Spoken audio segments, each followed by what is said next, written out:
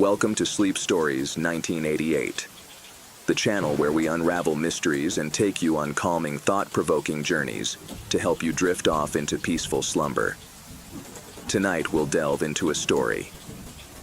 Story 1, The Pharaoh's Curse. The storm had worsened by the time they surfaced.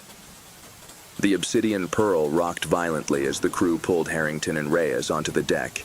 Water streamed from their suits, but neither spoke, their chests heaving with exhaustion. Harrington's fist was clenched around the talisman. It was no longer burning, but its surface pulsed with an eerie glow, like the bioluminescent creatures that drifted in the deep. "What the hell happened down there?" barked Reyes, yanking off his mask. "The statues. They moved," one of the divers stammered. "That's not possible." Reyes shook his head. "And yet we all saw it." Harrington could still hear the voice inside his skull. The weight of the words pressed against his mind like a tide threatening to pull him under. "You are not welcome." The sea was angry. Waves pounded the ship as if trying to reclaim them. Reyes cursed as he gripped the rail. "We need to get out of here before we end up like Atlantis." Then came the sound. Low, resonant, unnatural. A horn, deep as the ocean itself. The crew froze. From the water, something was rising. A shape, vast and indistinct, loomed beneath the surface. The waves churned, lifting as if something massive was emerging from the depths. Lightning flashed, revealing a silhouette too large, too alien to be any known sea creature. Then, as suddenly as it had begun, the ocean went still. The thing had vanished. But the talisman in Harrington's hand was still glowing, and in the depths of his mind, the whispering had returned. The storm finally passed as they reached the Azores, a string of volcanic islands that some believed to be the last remnants of Atlantis. They docked at a secluded port, far from prying eyes. Reyes, still rattled, took to securing the ship, while Harrington retreated to his quarters. He placed the talisman on the desk, staring at the strange symbols carved into its surface. He had seen them before, on temple walls, in ancient texts, in places where they shouldn't exist. Mesopotamian ruins, Mayan codices, Egyptian pyramids, different civilizations, different continents, but the same markings. He rummaged through his notes, flipping through brittle pages. There, a reference in a forbidden manuscript, the Codex Tenebris, a text supposedly written by the last high priest of Atlantis before the cataclysm. He traced the symbols with his finger. The sigil of the drowned gods. A knock on his door made him jump. Reyes entered, his face grim. "We've got company." Down at the docks, a black car had pulled up. 3 men in dark suits stepped out. Harrington felt his stomach tighten. The order had found him. The men approached with the calm certainty of those who knew they were in control. One of them, an older man with silver hair and piercing blue eyes, stepped forward. "Professor Harrington," he said smoothly. "We need to talk." Harrington exchanged a glance with Reyes before stepping down from the ship. The man extended a gloved hand. "Lucius Drake, I represent an organization with a keen interest in your work." Harrington did not shake his hand. "The Order of the Abyss." Drake smiled. "Ah, so you have heard of us. I've read enough to know you deal in secrets that should remain buried." Drake's expression did not change. "And yet here you are, digging." He gestured toward the car. "Come, there are things you need to understand." Harrington hesitated, but the talisman in his pocket throbbed, sending a chill through his bones. He knew, with a certainty that defied logic, that refusing would not be an option. With a glance at Reyes, he stepped into the car. They drove in silence through winding roads, deep into the island's interior. The vehicle eventually stopped before an old monastery, its walls covered in ivy and weathered by time. Inside, the air was thick with the scent of parchment and burning incense. Rows of ancient tomes lined the walls, some so old their bindings had fused together. Drake led them into a candlelit chamber.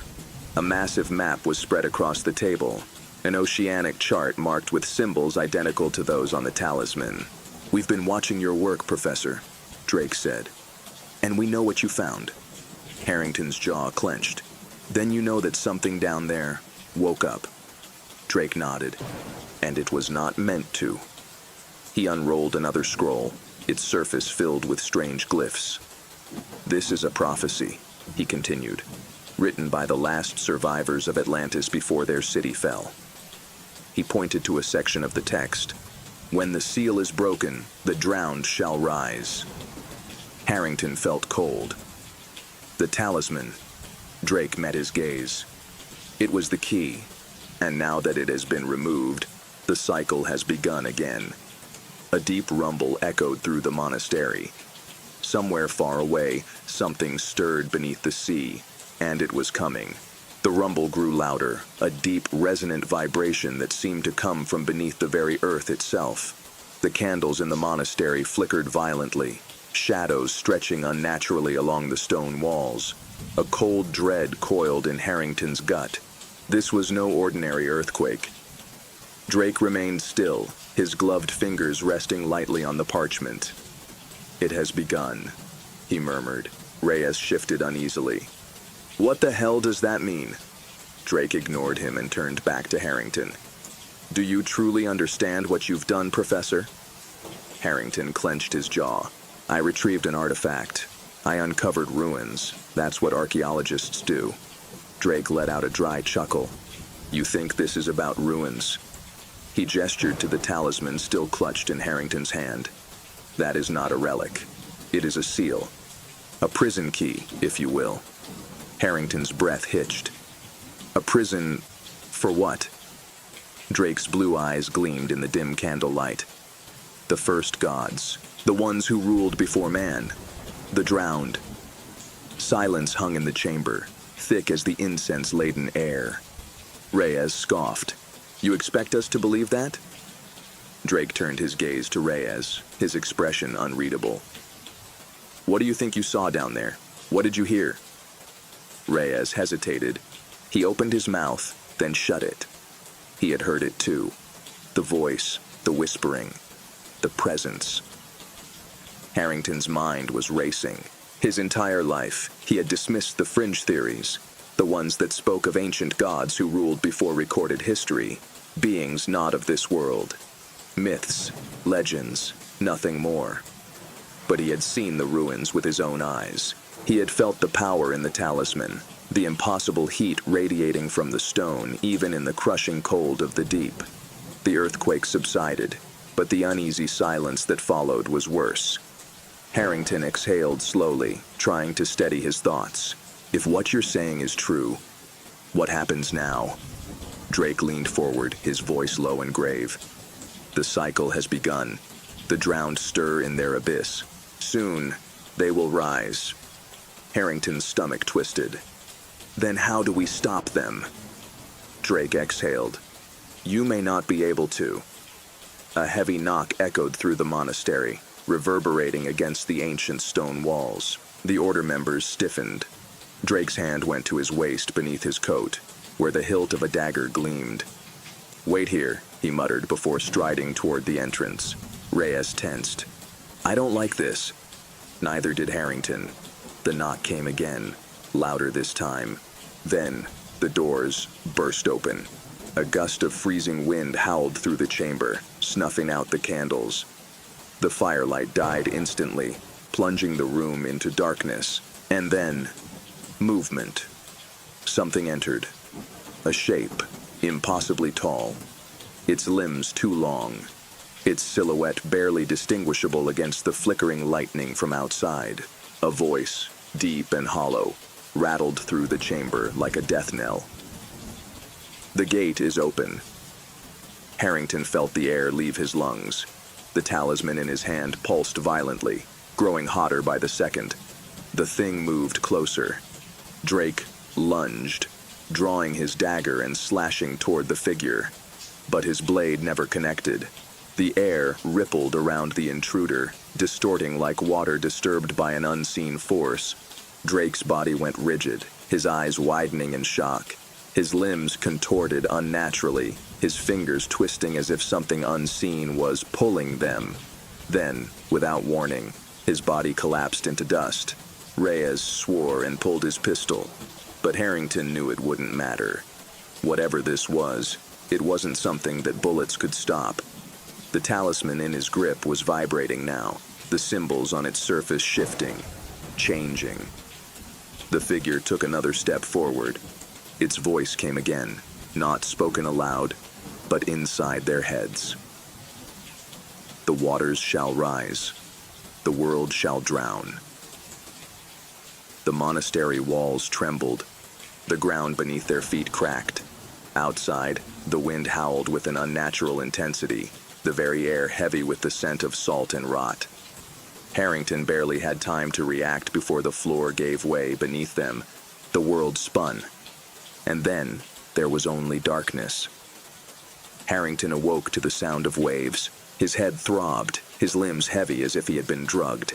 The taste of salt coated his tongue. He forced his eyes open. He was lying on cold stone. Around him, fragments of the monastery lay scattered, half buried in sand. The ceiling was gone, replaced by a yawning sky, choked with swirling black clouds, and the sea. The sea had risen. Where the island's cliffs once stood, there was now only water. Endless, churning, black water stretching to the horizon. Reyes groaned somewhere nearby. What the hell happened? Harrington pushed himself upright, his entire body aching. The talisman was still in his grip, but something was different now. The symbols had changed again, shifting into something he couldn't recognize. He turned and froze. Beyond the ruins of the monastery, half submerged in the newly encroaching ocean, something had emerged. Massive stone pillars, barnacle-encrusted and impossibly ancient, jutted from the water like the ribs of a forgotten beast. The ruins extended far, stretching beyond sight. And at the center, rising from the depths, was a temple unlike any Harrington had ever seen. It was carved from black stone, its surface slick with seawater. At its peak, a monolithic statue loomed, a figure with outstretched arms, its face worn and faceless by time. But its presence was undeniable. This was not just a ruin, it was a throne, and the god who once sat upon it was waking. Harrington's blood ran cold. The prophecy had been right. The seal was broken. The drowned were rising, and the world would never be the same. The waves crashed violently against the newly risen ruins, sending mist and sea spray into the air. Harrington struggled to his feet, his boots sinking slightly into the wet, uneven stone beneath him. His heart pounded. This wasn't just another archaeological site. This was something far older, far more dangerous. Reyes pushed himself up, wiping a trail of blood from his forehead. His eyes were wild, darting between the ruined monastery and the impossibly large temple rising from the depths. "Tell me I'm dreaming," he muttered. "You're not," Harrington said, his voice hoarse. He barely believed it himself. The talisman in his grip pulsed, the symbols on its surface shifting again, rearranging like living script. It was guiding him, pulling him forward, toward the temple. Reyes noticed. "Oh, hell no." He grabbed Harrington's arm. "We're not going in there." Harrington looked out over the water. The black tide stretched endlessly in all directions, swallowing the land that had once been there. This wasn't just an isolated event. The sea had risen unnaturally, and it was still rising. "We don't have a choice," Harrington said. "If we don't stop this now, there won't be a world left to save." Reyes hesitated, glancing back at the ruins of the monastery. The bodies of Drake and his order were gone, either buried beneath the rubble or swallowed by the encroaching sea. It didn't matter. They were alone now. With a resigned sigh, Reyes pulled his pistol from its holster and checked the magazine. "Fine," he muttered, "but if something tries to eat us, I'm shooting first and asking questions never." Together, they began their approach. The ruins felt wrong. The architecture was unlike anything Harrington had seen before. Massive stone blocks fused seamlessly together, as if molded rather than carved. Strange carvings adorned the walls, not depicting humans, but beings with elongated skulls, wide, lidless eyes, and webbed hands. The same figures they had seen in the underwater city. Harrington ran his fingers over one of the carvings, his breath hitching. "These aren't just depictions," he said quietly. "They're warnings." Reyes frowned. "Warnings for what?" Harrington exhaled. "For what's inside." A deep boom echoed from within the temple. They froze. The ground beneath them trembled slightly, a rhythmic vibration like the slow beating of a heart. Something inside was stirring. The entrance to the temple loomed ahead, an enormous archway lined with more shifting symbols.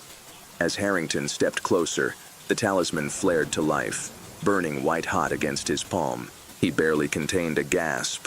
It was responding to whatever was inside. Reyes shifted uncomfortably. "I've got a really bad feeling about this." "Me too," Harrington admitted. They crossed the threshold. The interior was vast and cavernous, lit only by the eerie glow of bioluminescent fungi clinging to the walls.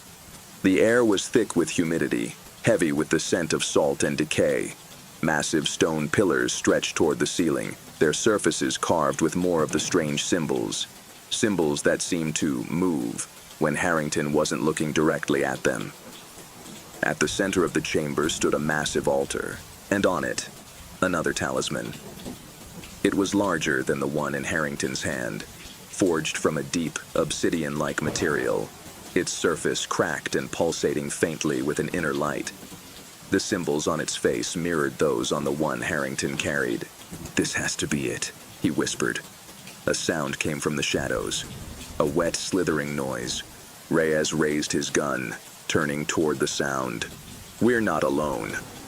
The darkness shifted, and then, from the depths of the chamber, they emerged.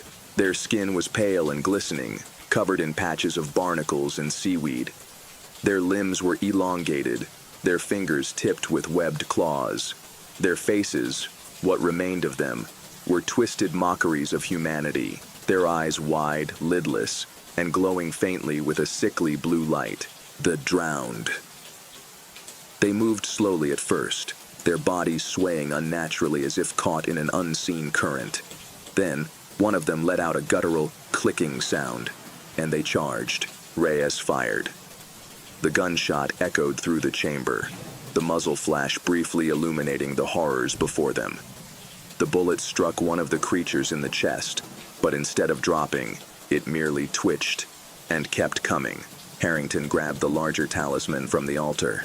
The moment his fingers touched it, a violent shockwave rippled outward. The creatures reeled back, hissing and shrieking in agony. The temple itself trembled. The pulsing light of the talisman grew brighter, and suddenly, a voice spoke, not in words, but in thought. A deep, drowning voice that pressed into their minds like a crushing wave. The gate must be closed. Harrington staggered, clutching his head. The voice was inside him, inside his bones, speaking in a language older than time. The creatures howled, recoiling from the talisman's light. Reyes grabbed Harrington's arm. "We need to get out of here. Now." The temple was collapsing. The walls cracked, water gushing in from unseen fissures. The drowned shrieked, their bodies writhing as the floor beneath them began to sink. Harrington gritted his teeth, gripping the talisman with both hands. He didn't know how, but he felt it. This was the key. This was the only way to end it. The voice surged through him again. "Speak the words." The symbols on the talisman burned into his vision. Instinct took over. Harrington opened his mouth, and he spoke. The words were not English. They were not any human language. They were something else, something older, something not meant for mortal tongues. Each syllable burned as it left his lips, the air around him shuddering with unseen power. The light from the talisman exploded outward in a blinding wave. The creatures screamed. The temple collapsed, and the world was swallowed by darkness. Harrington gasped, his eyes snapping open. He was lying on the deck of the Obsidian Pearl. The sky above him was clear, the storm gone. The sea was calm, reflecting the golden hues of dawn. Reyes was beside him, coughing violently, drenched in seawater. They were back. The island, the temple, the ruins, gone. Harrington slowly sat up. The talisman was still in his grip, but the symbols had faded, the stone now cold and lifeless. Reyes let out a breathless laugh. "We're alive." Harrington stared at the empty horizon, his mind still reeling. The voice, the prophecy, the creatures, they were all real. And yet, the gate had been sealed, for now, because deep beneath the waves, something still slumbered. And one day it would wake again. The sea stretched endlessly before them, calm and unbroken, as if nothing had ever happened. The ruins were gone, the temple, the drowned, the monstrous statues. Everything had vanished beneath the waves, leaving behind only the whisper of wind and the soft lapping of water against the hull of the obsidian pearl. Harrington sat on the deck, staring at the talisman in his hands. The once glowing symbols were now cold, faded like an extinguished flame. But he knew the truth. The gate had been closed, yet something still lingered beneath the surface. Waiting, Reyes coughed and groaned beside him, rolling onto his back. His clothes were soaked, his face covered in scrapes, but he was alive. "Tell me that actually happened," he muttered, staring up at the sky. "Tell me I didn't just have the worst goddamn nightmare of my life." Harrington didn't answer immediately. He turned the talisman over in his fingers, running his thumb along the ancient carvings. His mind was still raw from what he had seen, from the words he had spoken, words that had come from somewhere else. "It happened," he said finally. Reyes let out a tired, bitter laugh. "Of course it did." He sat up, looking around. "So what now? We just pretend none of this ever happened." Harrington exhaled slowly. "We find out why it happened, and we make sure it doesn't happen again." Reyes raised an eyebrow. "You say that like you think we have a choice." Harrington's grip on the talisman tightened. The whispering hadn't stopped. It was softer now, buried in the back of his mind like an echo trapped in deep water, but it was still there. They weren't finished. Not yet. A shadow passed over them as the obsidian pearl rocked slightly in the tide. Harrington and Reyes looked up. A second ship had arrived. A sleek black vessel, far too modern for these waters, bearing no insignia.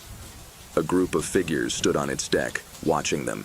Among them, a man in a tailored black suit stepped forward, adjusting the cuffs of his sleeves.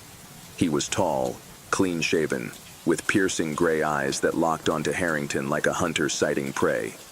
He smiled. "Well," he called out, his voice smooth and assured. "That was quite the spectacle," Reyes muttered under his breath. "Great. More secret organizations." Harrington stood slowly, his heart hammering. "Who are you?" The man spread his hands in a gesture of civility. "Call me Sinclair." He tilted his head slightly. "I believe you have something that belongs to us." His gaze flicked to the talisman in Harrington's hand. Harrington took an instinctive step back. "This isn't yours." Sinclair smiled, but his eyes remained cold. "Oh, but it is."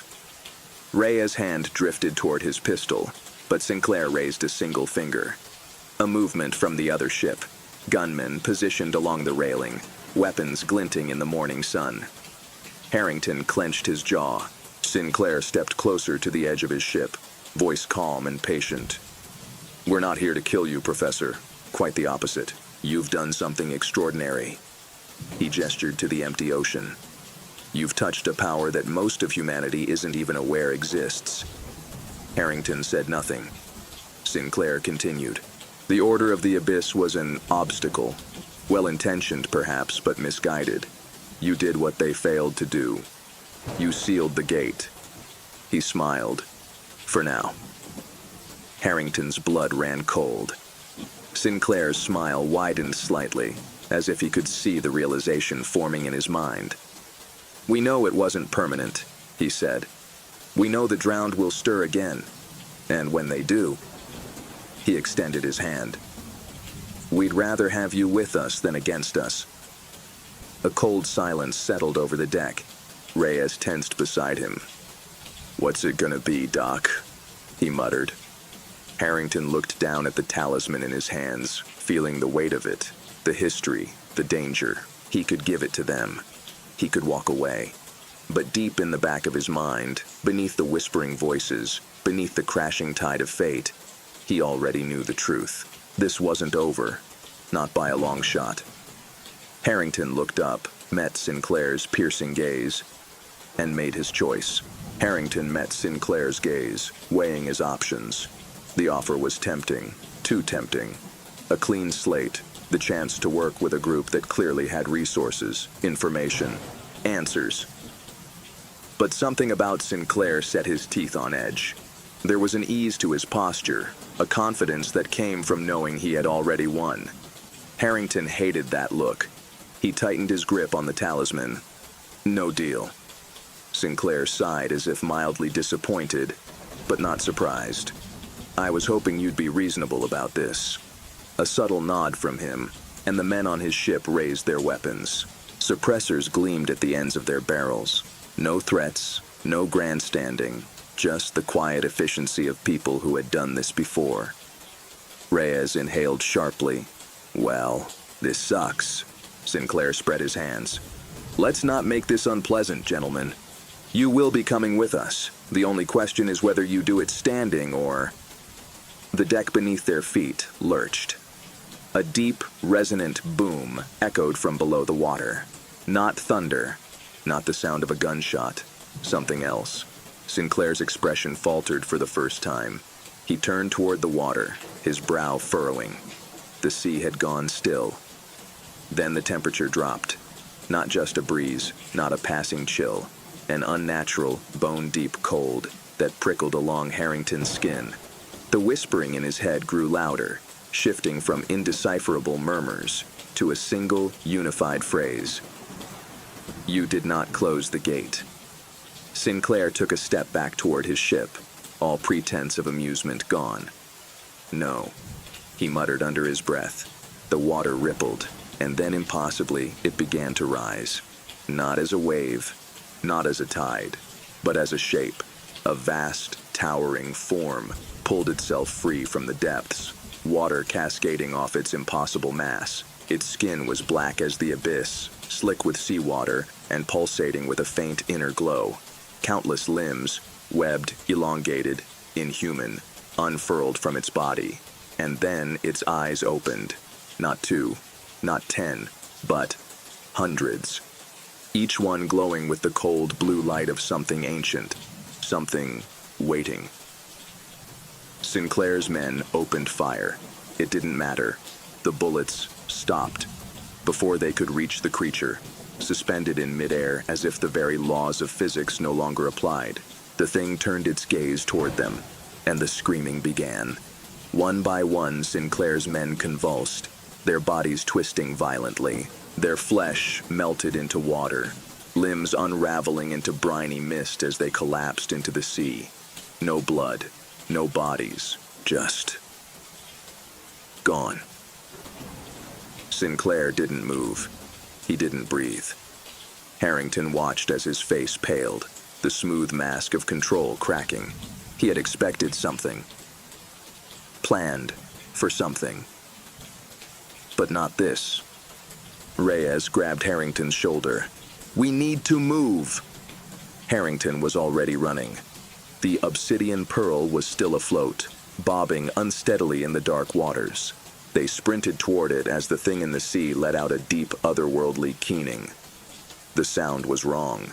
Too deep, too layered, vibrating in their bones like a living frequency. Sinclair finally moved. He turned sharply, sprinting toward his own ship, but before he could reach it, the thing reached for him. One of its elongated limbs stretched unnaturally across the distance, moving with impossible fluidity. It touched the deck of Sinclair's ship, and the entire vessel imploded.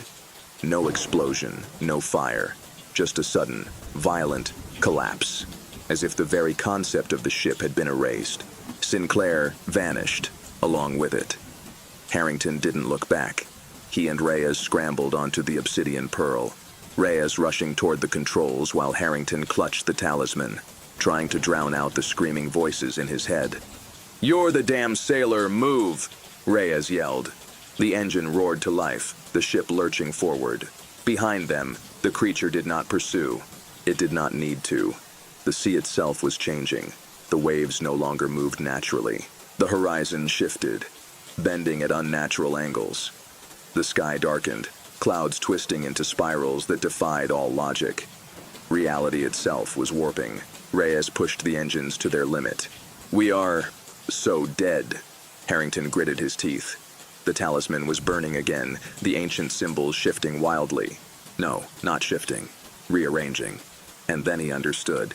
The gate had never been fully sealed, not by him, not by the Order. Because the true gate was not a single structure, a single ruin beneath the waves. It was the sea itself, and it had already been opened. The sky split apart, and something looked through. Lightning tore through the sky, illuminating the impossible. Beyond the fractured heavens, something vast and watching pressed against the thin veil of reality. It had no form that Harrington's mind could comprehend.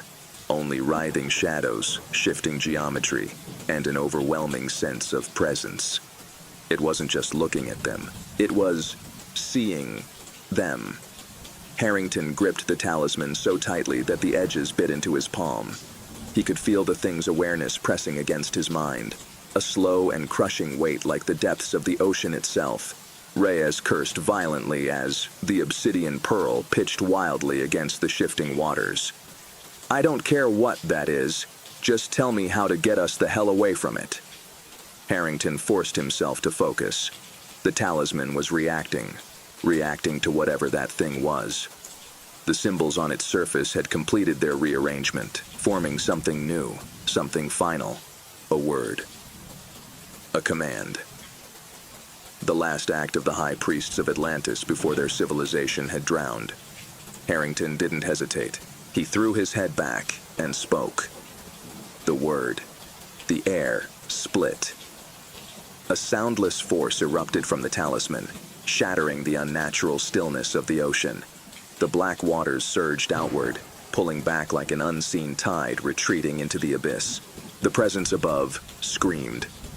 A sound that had no sound, a sensation of drowning in empty air. The sky folded.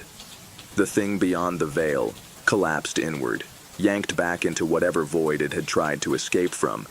The spiraling clouds unraveled, breaking apart like shattered glass.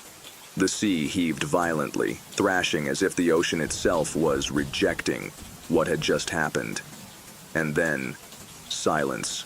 Harrington gasped, sagging onto the deck as his entire body trembled.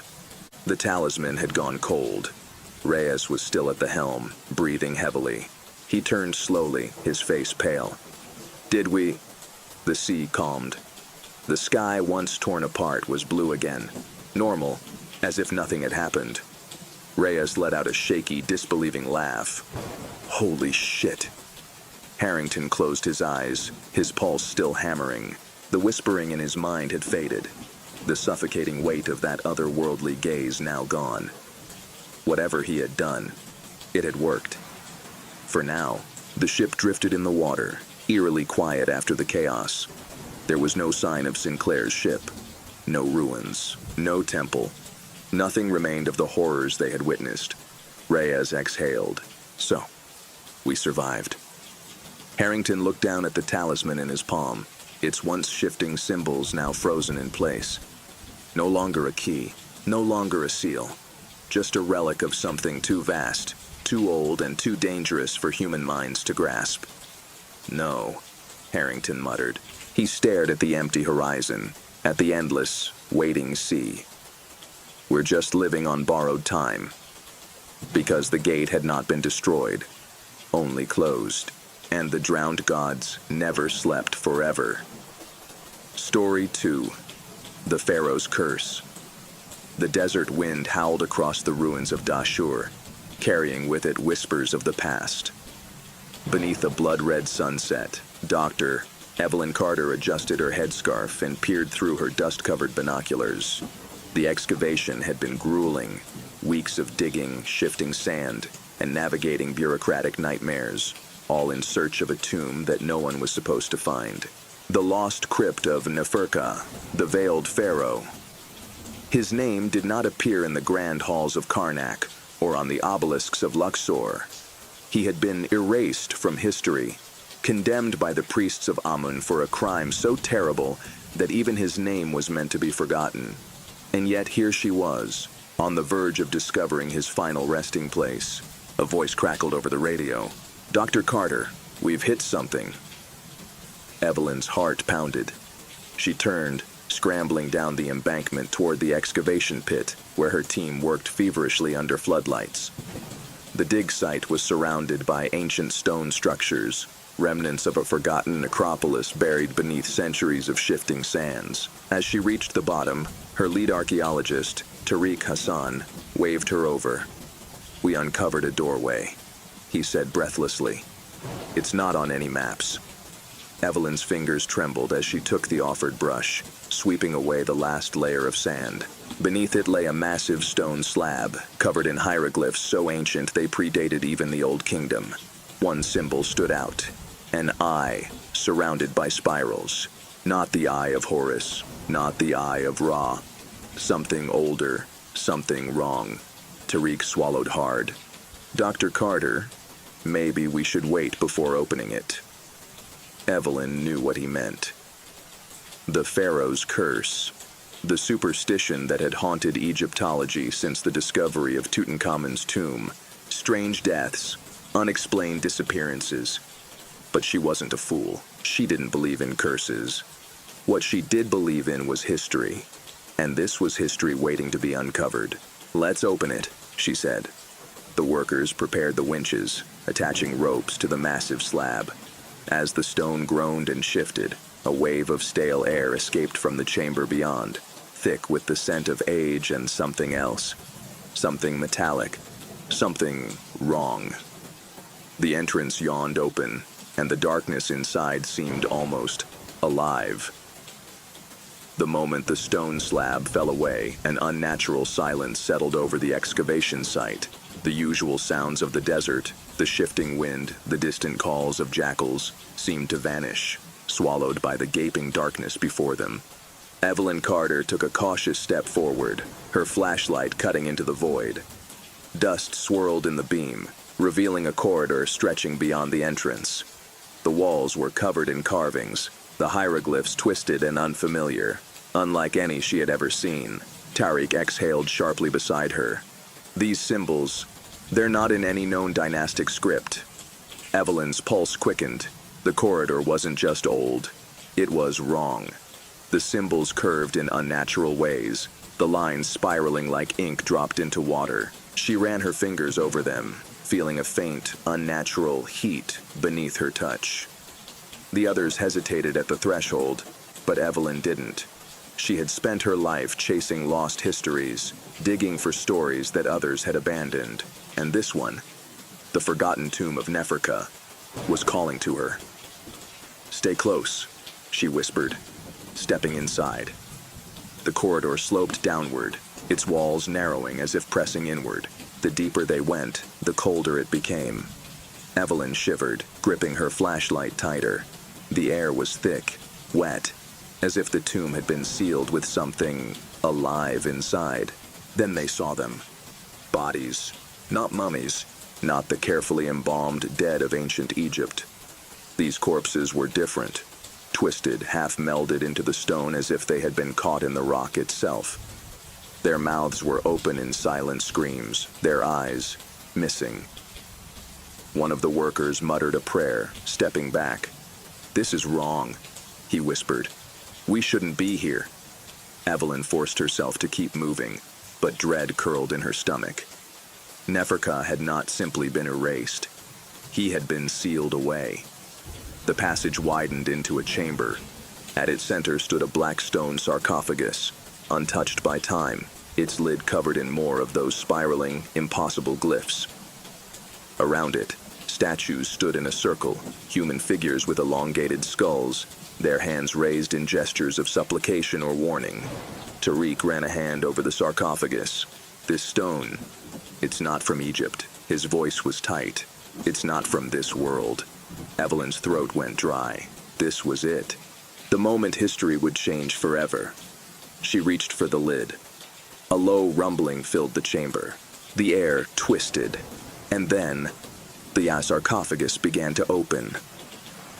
The lid of the sarcophagus slid open with a deep grinding sound, as if the stone itself resisted being disturbed. A gust of stale air rushed from within, thick, cloying, and wrong. It smelled not of dust and decay, but of something older, something metallic, something alive. Evelyn instinctively took a step back. Tariq grabbed her arm, his grip like iron. "Dr. Carter," he whispered urgently, his voice barely audible over the rising hum in the chamber. Then she saw it. Inside the sarcophagus, there was no withered mummy wrapped in linen, no skeletal remains, no relics of ancient royalty. Instead, there was got a body, untouched by time. Neferka lay before them as if he had only just fallen asleep. His skin was smooth, a deep bronze untouched by rot. His lips were slightly parted, his black hair flowing in perfect waves over his shoulders. He wore a golden collar inlaid with stones that shimmered unnaturally, even in the dim light. But it was his eye skull that sent ice lancing through Evelyn's veins. They were open. A deep, liquid black, vast and endless. Not the eyes of a man, not even the eyes of a god. The statues encircling the chamber shuddered. One of the workers, a young man named Youssef, let out a sharp cry and stumbled backward. "This is cursed. We have to leave." Evelyn wanted to agree. Every instinct screamed at her to run. But she was frozen, her gaze locked on the figure in the sarcophagus. Then, Neferka's lips moved. A sound, not quite a breath, not quite a whisper, slithered from his throat. The ancient glyphs on the sarcophagus shifted, glowing with a dim, eerie light. And then he opened his mouth. Not to scream, not to speak, but to breathe. A mist, thick, black, and writhing like ink in water, poured from his lips, coiling into the air. The moment it touched the stone walls, the carvings came alive. The spirals twisting, reshaping themselves into symbols Evelyn had never seen before. The statues moved. The chamber shook, and Neferka sat up. Youssef screamed. Tariq cursed. Evelyn's mind reeled in disbelief. The veiled pharaoh was not dead. He had been waiting. The chamber trembled as Neferka's breath coiled through the air like living smoke. His black eyes, endless and liquid, locked onto Evelyn's. Her body wouldn't move. Every instinct screamed at her to run, to tear herself away from his gaze, but something held her there. It wasn't fear. It was something deeper, something ancient. Neferka's lips parted again, and this time, he spoke. Not in Egyptian, not in any human language Evelyn had ever heard. The words slithered into her mind, bypassing her ears entirely, filling her head with a voice that was wrong. A voice that was many voices at once. Tariq gasped, staggering backward. The workers were frozen in place, their eyes wide with horror. Youssef was muttering prayers under his breath, his hands trembling. The statues encircling the chamber began to wah-wahs move. Their stone hands, raised in gestures of warning, lowered. Their featureless faces tilted toward Neferka, as if awaiting his command. And then, in a voice that should not have belonged to something human, Neferka spoke again. "You should not have come here." Evelyn's breath hitched. The voice was inside her skull, vibrating through her bones, pressing against her mind like an ocean current trying to pull her under. She forced herself to speak. You're alive?" Neferka turned his head slightly, considering her. The movement was unnervingly smooth, unnatural, like something that had never known stiffness or decay. "I was never dead." The words crawled through her thoughts, bringing with them images. A vast city, its golden towers rising against a blood-red sky. A ritual, performed beneath an eclipsed sun. A door, not a tomb, but a prison. And a punishment. Neferka had not been buried with honor. He had been sealed away. Tariq found his voice. "This is impossible. The body should have decayed. There's no preservation technique that..." Neferka turned toward him. The black mist curling from his mouth thickened. Tariq screamed. His body arched violently, as if an unseen force had seized him. The shadows in the chamber reached for him, dragging him to the ground. His skin paled, his veins darkened, his mouth stretched wide in a silent, agonized cry. Evelyn lunged forward. "Stop." The moment she spoke, Neferka's gaze snapped back to her. The mist froze, midair, hesitating, and then, impossibly, he smiled. "You hear me." Evelyn's pulse pounded in her skull. "What?" Neferka studied her, the way a collector might examine a rare artifact.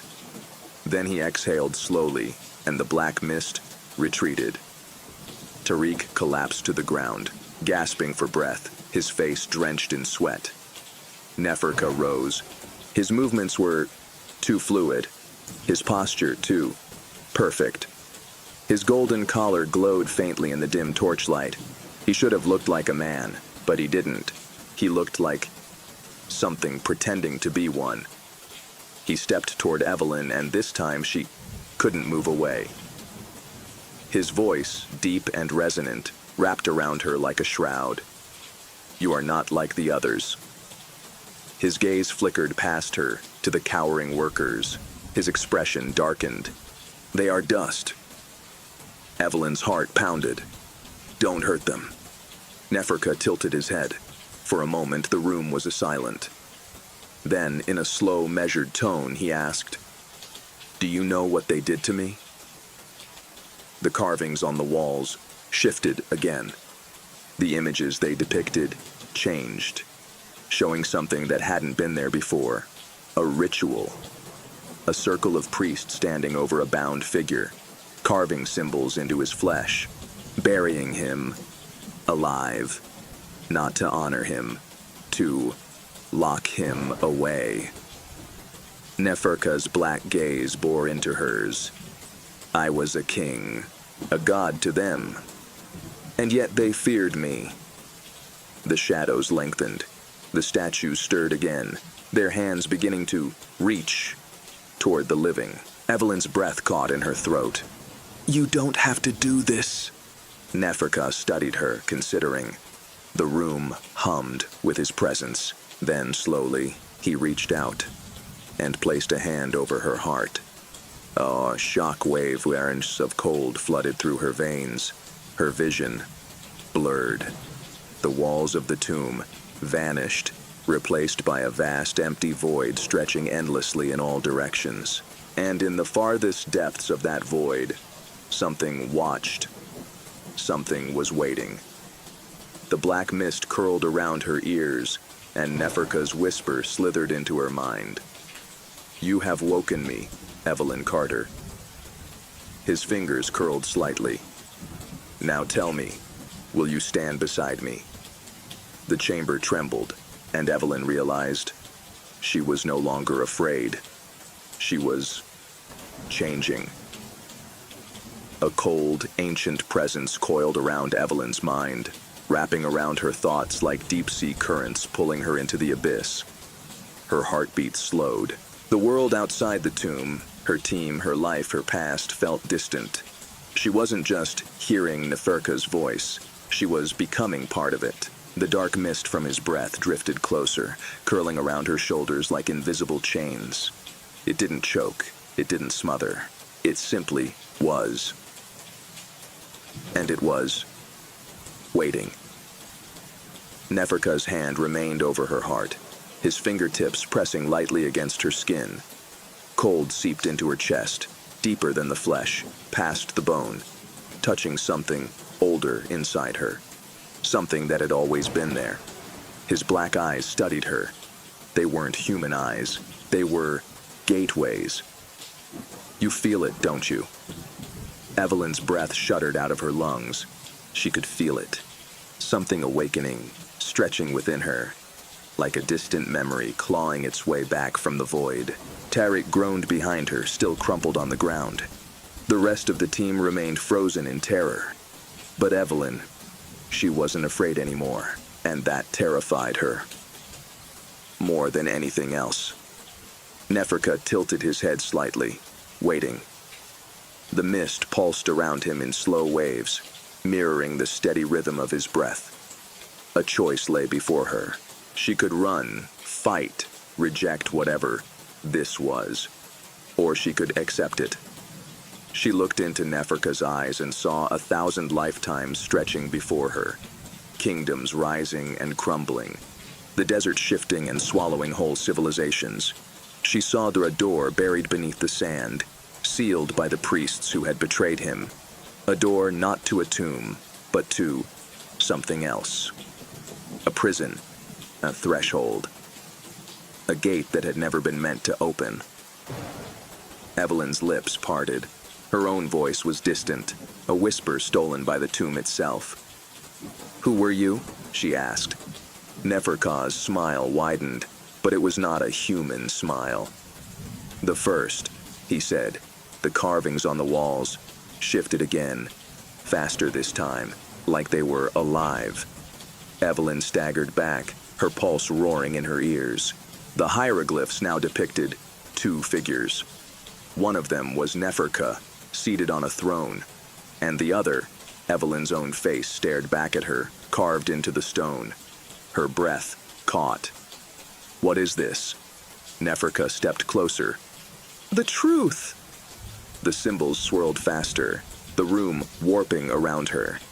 The whispering in her skull grew louder, no longer just Neferka's voice, but many voices. She pressed a shaking hand to the talisman hanging around her neck, a pendant she had worn since childhood, given to her by a mother she barely remembered. The symbols on it matched the carvings exactly. A sharp pain stabbed through her head, visions tearing through her mind. The eclipse, the ritual, the gate, and a promise made before time was recorded. Evelyn gasped, staggering back. She wasn't just here to uncover Neferka's tomb. She had been meant to return. Her whole life, her studies, her obsessions, her dreams of lost civilizations, it had all led her here, not as an outsider, but as the key. Neferka's voice curled around her, deep as the desert night. "You were never meant to find me." His hand brushed the talisman at her neck. "You were meant to bring me back." A deep boom resonated through the chamber, shaking the stone beneath their feet, the statues lining the walls where he turned their heads. The door behind them slammed shut. And somewhere, far beneath the sand, the gate began to open. The boom echoed through the tomb like the heartbeat of something vast and unseen. The walls trembled. Sand sifted down from the ceiling, whispering against stone. Evelyn staggered, her fingers clutching the talisman at her neck. It burned against her skin, the symbols shifting like something alive. Neferka watched her, waiting, not commanding, not forcing, just waiting. The air thickened, pressing against her like water in her lungs. It wasn't fear. It was something deeper, something woven into her own bones. The carvings on the walls blurred. More memories crashed through her mind. Memories that weren't hers. The eclipse, the sacrifice, the gate, She had been here before. Not as Evelyn Carter, as in someone else. A name, not yet remembered. Tariq groaned behind her, trying to push himself up. Evelyn, we have to... But he didn't finish. Because the mime statues moved. Stone limbs cracked and groaned, torsos twisting with unnatural ease, their featureless faces turned toward her, as if they had been waiting, for this moment. Youssef screamed, and bolted toward the door. He pounded on the stone, shouting, trying to escape. Neferka barely glanced at him. The shadows swallowed him whole. One moment, Youssef was there, alive, breathing, running. The next, there was nothing. No blood, no body. Just emptiness. The chamber groaned, the air splitting with unseen pressure. Tariq sucked in a sharp breath. Evelyn. She barely heard him. Her pulse thundered in her ears. The talisman burned hotter. The main black mist. From Neferka's breath curled closer, wrapping around her like a whisper of ink in water. Her knees nearly buckled. This was wrong. This was right. Neferka's voice slid through her mind like silk. You already know what you are. A vision slammed into her. She stood in a grand temple, carved from black stone that shone like polished obsidian. Firelight flickered over golden glyphs that had no translation. The priests around her chanted in a language long dead, their hands raised to the eclipsed sun. A knife gleamed in her grip. Blood dripped onto the altar. Her own blood. A sacrifice. A binding. She had all chosen this. Evelyn gasped, tearing herself from the vision. The tomb lurched. Stone shifting as if something beneath the sand was waking. She looked at Neferka, and for the first time, she understood. She wasn't just connected to him. She was the reason he had been buried. She had been his priestess, his warden. And now she had come back to finish what she started. Tariq's voice broke through the madness, raw and desperate. Evelyn, look at me. Whatever this is, you can fight it.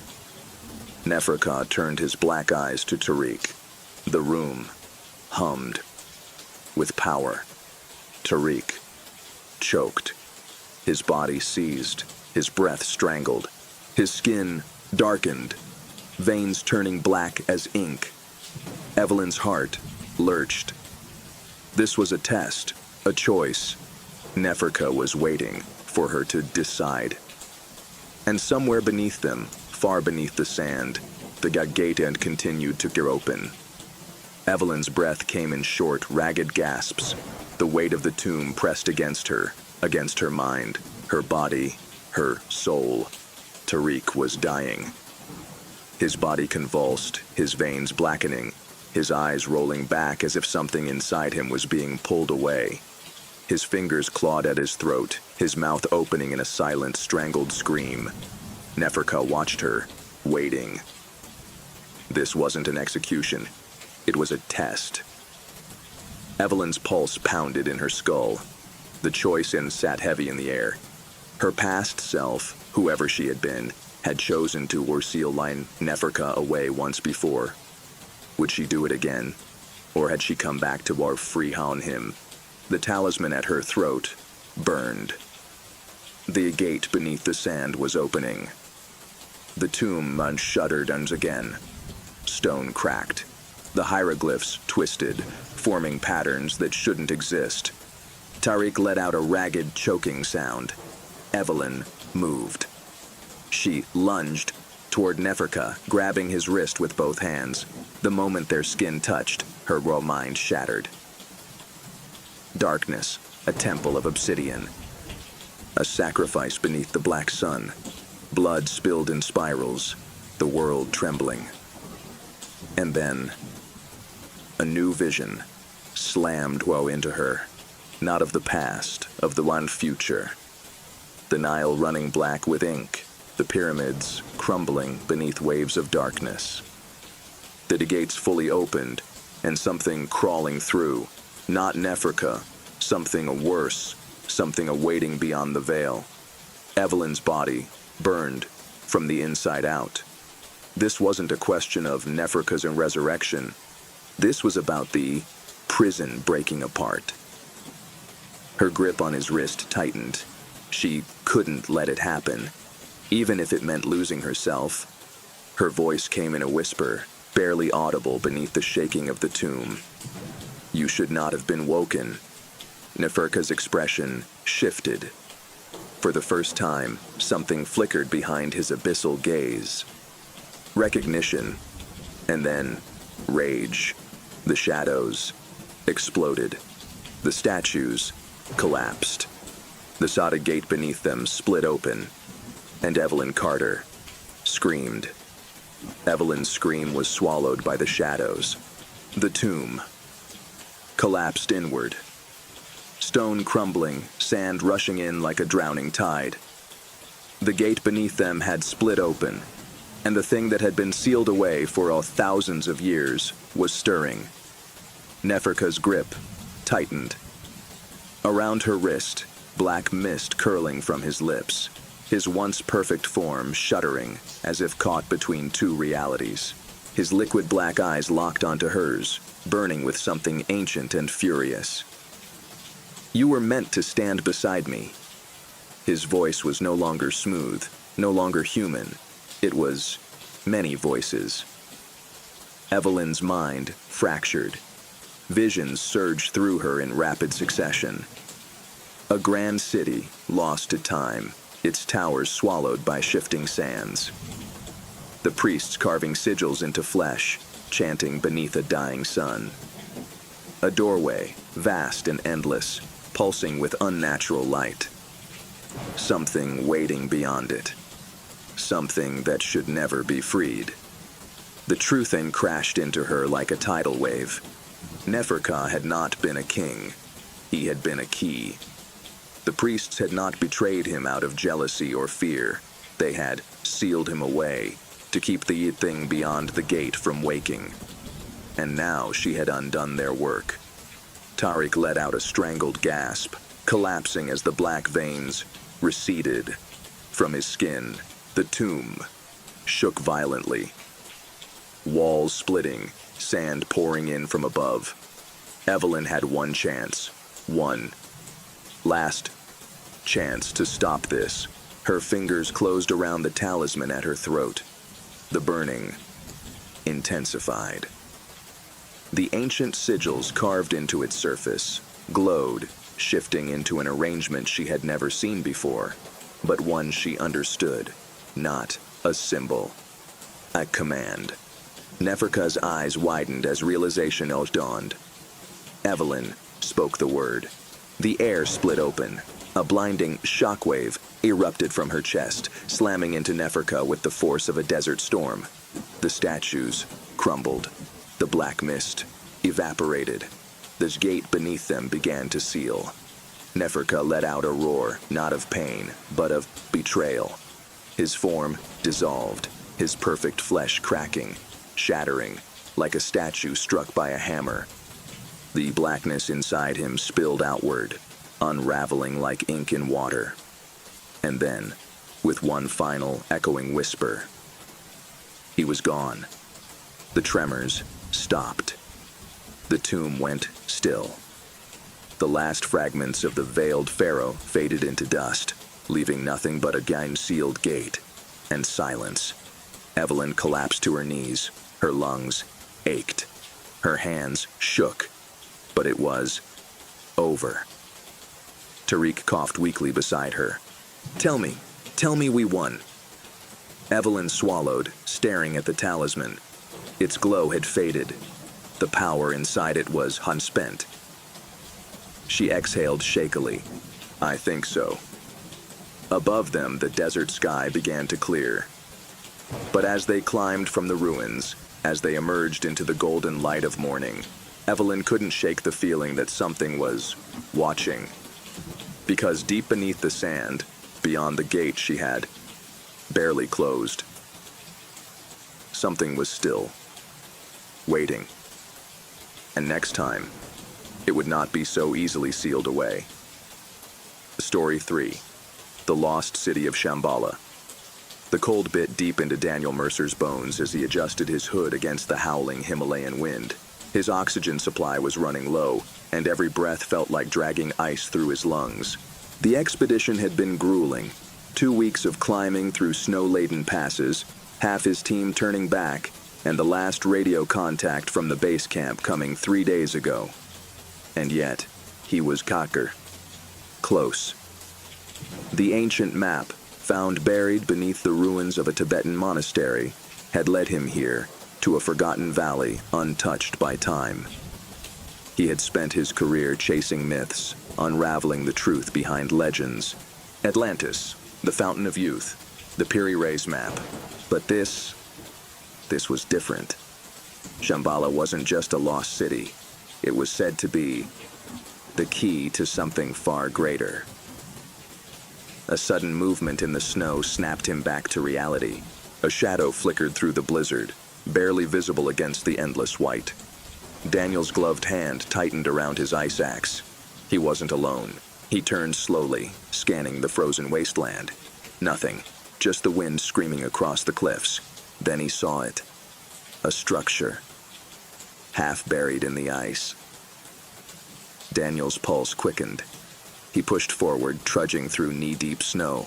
As he drew closer, the shape became clearer. An archway, carved from black stone, impossibly smooth, untouched by centuries of ice and wind. His heart pounded. The map was real. Reaching out, he brushed snow from the surface, revealing symbols. Not Tibetan, not Sanskrit, something older, something not meant to be understood. A sharp crack echoed through the air. The ice beneath his boots shifted. Then, without warning, the ground collapsed. Daniel plunged into darkness. The fall lasted seconds that felt like eternity. Then, impact. He hit the ground, hard, knocking the air from his lungs. Coughing, gasping, he struggled to his feet.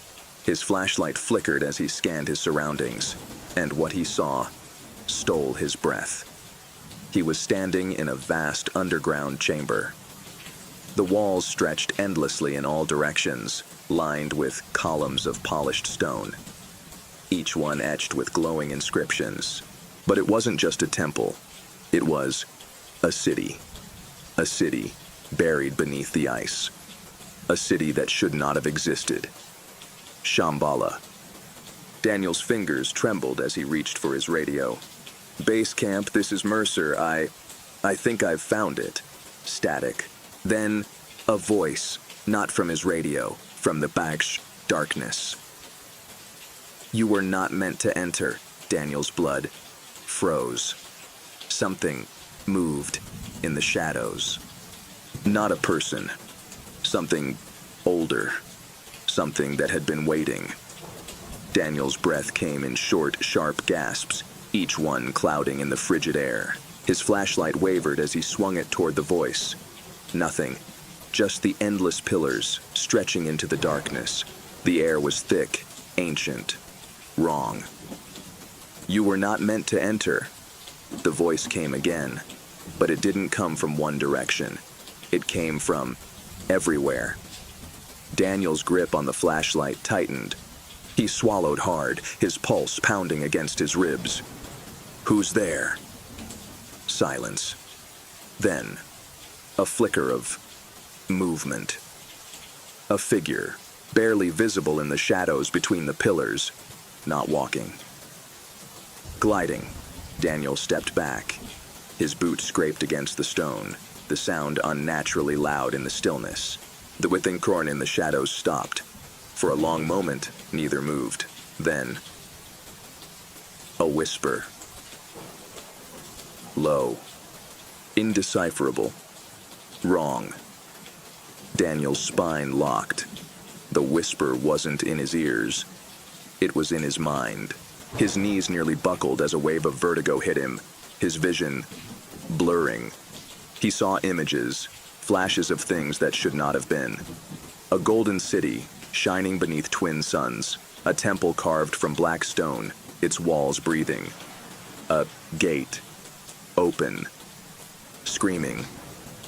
Daniel staggered, sucking in a sharp breath.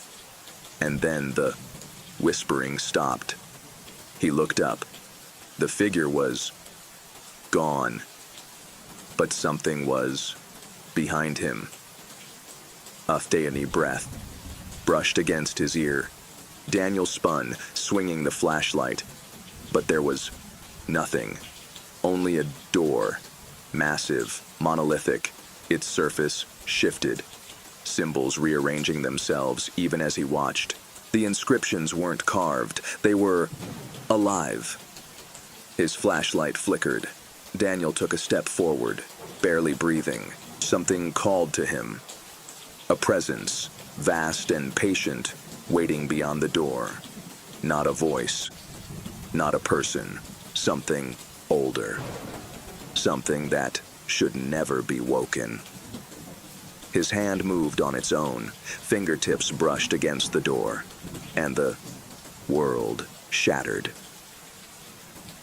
The moment Daniel's fingers touched the door, a shockwave ripped through the chamber. A deep resonant hum vibrated through the stone, shaking dust from the towering pillars.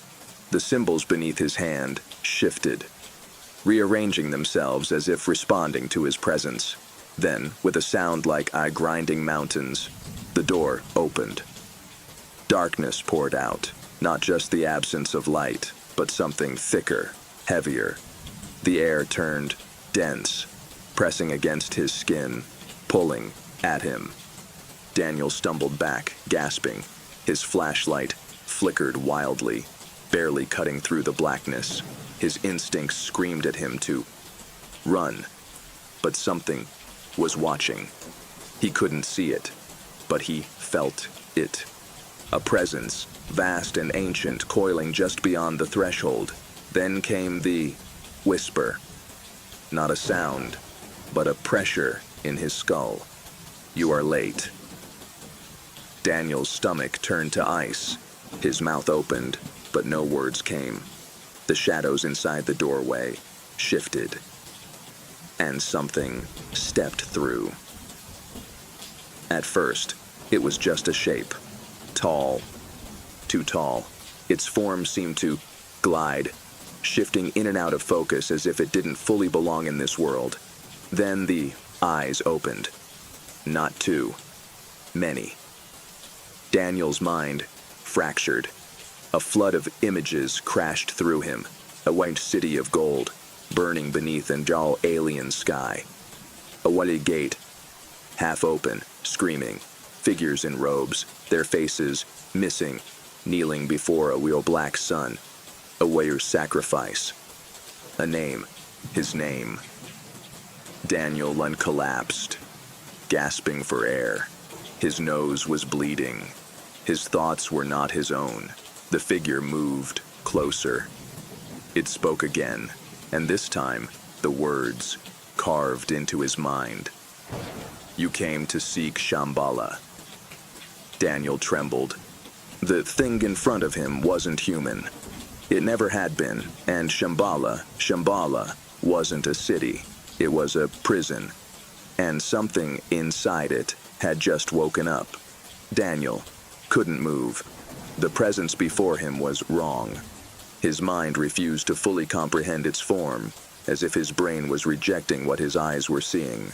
The figure's many eyes pulsed with a dim golden glow, shifting in and out of focus, never staying in the same place.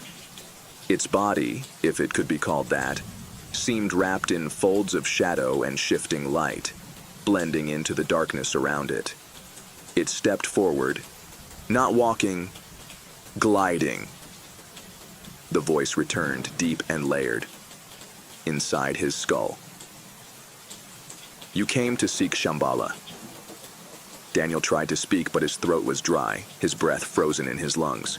The air was heavier now, thick with an ancient presence that had been waiting for too long. His mind, flashed again. memories that weren't his. The Baish, city of gold, shining beneath Oi, twin suns. A temple of Oi black stone, its walls breathing. A bright gate, sealed, screaming. A name, his own, carved into a gang's stone tablet thousands of years old. Daniel forced himself to breathe. He swallowed hard, his voice coming out, hoarse. Shambhala isn't a city. The figure Gax tilted its head, as if amused. No. The golden eyes burned brighter, the walls around them shifted, as if the entire chamber was alive. Daniel could see glimpses of something beyond the stone, something moving. His gut twisted. He hesitated, pulse hammering in his ears. You're not human. The figure took another step forward, and suddenly, it was closer than it should be. Daniel flinched, his head pounded, an unbearable pressure squeezing his skull. No, it whispered, but you were. The air rippled. Daniel's vision blurred. More images. A temple buried beneath ice.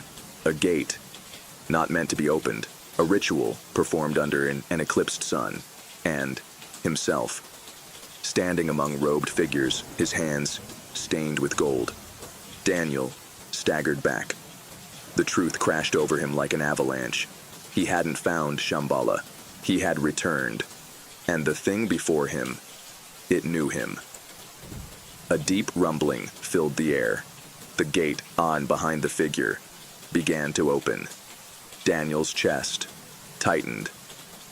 He could feel something on the other side. Something waking up. Something that should never have been disturbed. The figure raised a hand. Daniel's body locked in place. The golden eyes burned brighter. The cycle begins again. The walls split apart, and the world fell away. Daniel fell. There was no ground, no sky, only an endless void of golden light and shifting darkness. His body twisted through empty space, weightless, unbound by gravity. The world he had known, the Himalayas, the expedition, the ruined city, had vanished. And yet, he was not alone. The golden-eyed figure floated beside him, its form shifting like liquid shadow. Its many eyes never blinked, never wavered, watching him with something between curiosity and recognition. Daniel tried to scream, but no sound escaped his lips. A voice. Not a voice, a presence, unfurled inside his mind. You remember now. The words struck like a hammer, shattering the thin walls of his understanding. Memories that weren't his crashed over him, like a flood, drowning him in visions from a life he had never lived. A golden city, not built by human hands, but grown from something deeper, older, a door to gate, bound in chains of starlight, pulsing with an energy that had no name, and himself. Standing before the gate, sealing it, his breath caught in his throat. The weight of realization slammed into him. He had been here before. He had locked this place away, and now he had opened it again. His body jerked violently, and suddenly the void rushed inward. Daniel hit solid ground, gasping as the air slammed back into his lungs. He was somewhere else.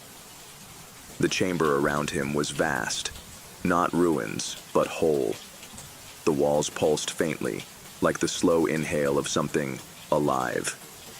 Inscriptions glowed along the surfaces, shifting, rearranging themselves into words he could suddenly understand. They were names. Thousands of them, some ancient, some that waiting to be written. And at the center of the room, a throne, carved from obsidian and gold, its surface smooth, untouched by time.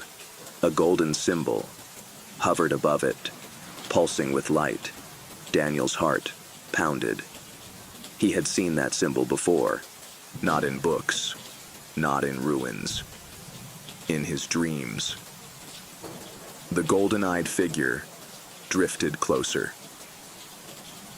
You left your throne empty, Keeper. Daniel's vision blurred. His knees buckled. Keeper, that word, that title. A memory flickered, his own hands pressing against the gate, whispering the words to lock it forever. But now it was open, and something on the other side was waking up. His voice shook. I don't understand. The golden eyes narrowed. You will. The throne pulsed with light. And then Daniel remembered everything. The moment Daniel remembered, the chamber shattered. Not physically. Its walls remained solid. Its inscription still pulsed with golden light. But something inside him broke open like a sealed vault. The weight of memories locked away forgotten thousands of years came rushing back in an unstoppable flood. He was not Daniel Mercer. Not really. He had lived before. A different name, a different body, a different time, when the world had been young, and the Crow Gate had not yet opened. The truth crashed into him. He had been one of the Crow Keepers, the last guardians of Shambhala, a civilization that had never been human to begin with. The city had been built as a fortress, not to shelter life, but to contain something beyond gods, something that had tried to consume the world. He had been the one to unseal the gate. And then, to protect its location, he had wiped his own memory. He had buried himself in the endless cycle of reincarnation, his past forgotten, his true purpose hidden until the day the seal weakened, and he was forced to return. And now, he had broken his own chains. The throne before him glowed. The golden-eyed figure moved closer, its many eyes shifting in impossible ways. Its form flickered, like a mirage unraveling at the edges. You were meant to sleep forever. Daniel's breath came in ragged gasps. The weight of his past, the knowledge of what lay beyond the gate, pressed against his mind like an ocean tide. I didn't know, he whispered. I didn't remember. The figure tilted its head. And yet, here you are. The cycle begins again. Daniel staggered, his pulse hammered. The inscriptions on the walls began to change. Names faded, rewritten. His own was among them. A name he had once worn like a crown. A name that had been feared in more ancient tongues. His lips moved before he could stop them, whispering his own true name. For the first time in eternities, the golden symbol above the throne flared to life. The chamber rumbled, and of the gate far beneath Shambhala began to open. Daniel clutched his head as the memories unburned. The war, the betrayal, the thing that had been trapped. It had been waiting for him, and now it knew. He had returned. The golden-eyed figure's voice was barely a whisper now. Will you stop it, or will you set it free? The throne pulsed. The walls shifted. Daniel's choice had come, and the world held its breath. Daniel's body locked in place as the chamber rumbled around him. The golden inscriptions on the walls pulsed violently, shifting in ways that defied logic. The gate was opening, and something on the other side was stirring. The golden-eyed figure took another step forward, its shape unraveling at the edges.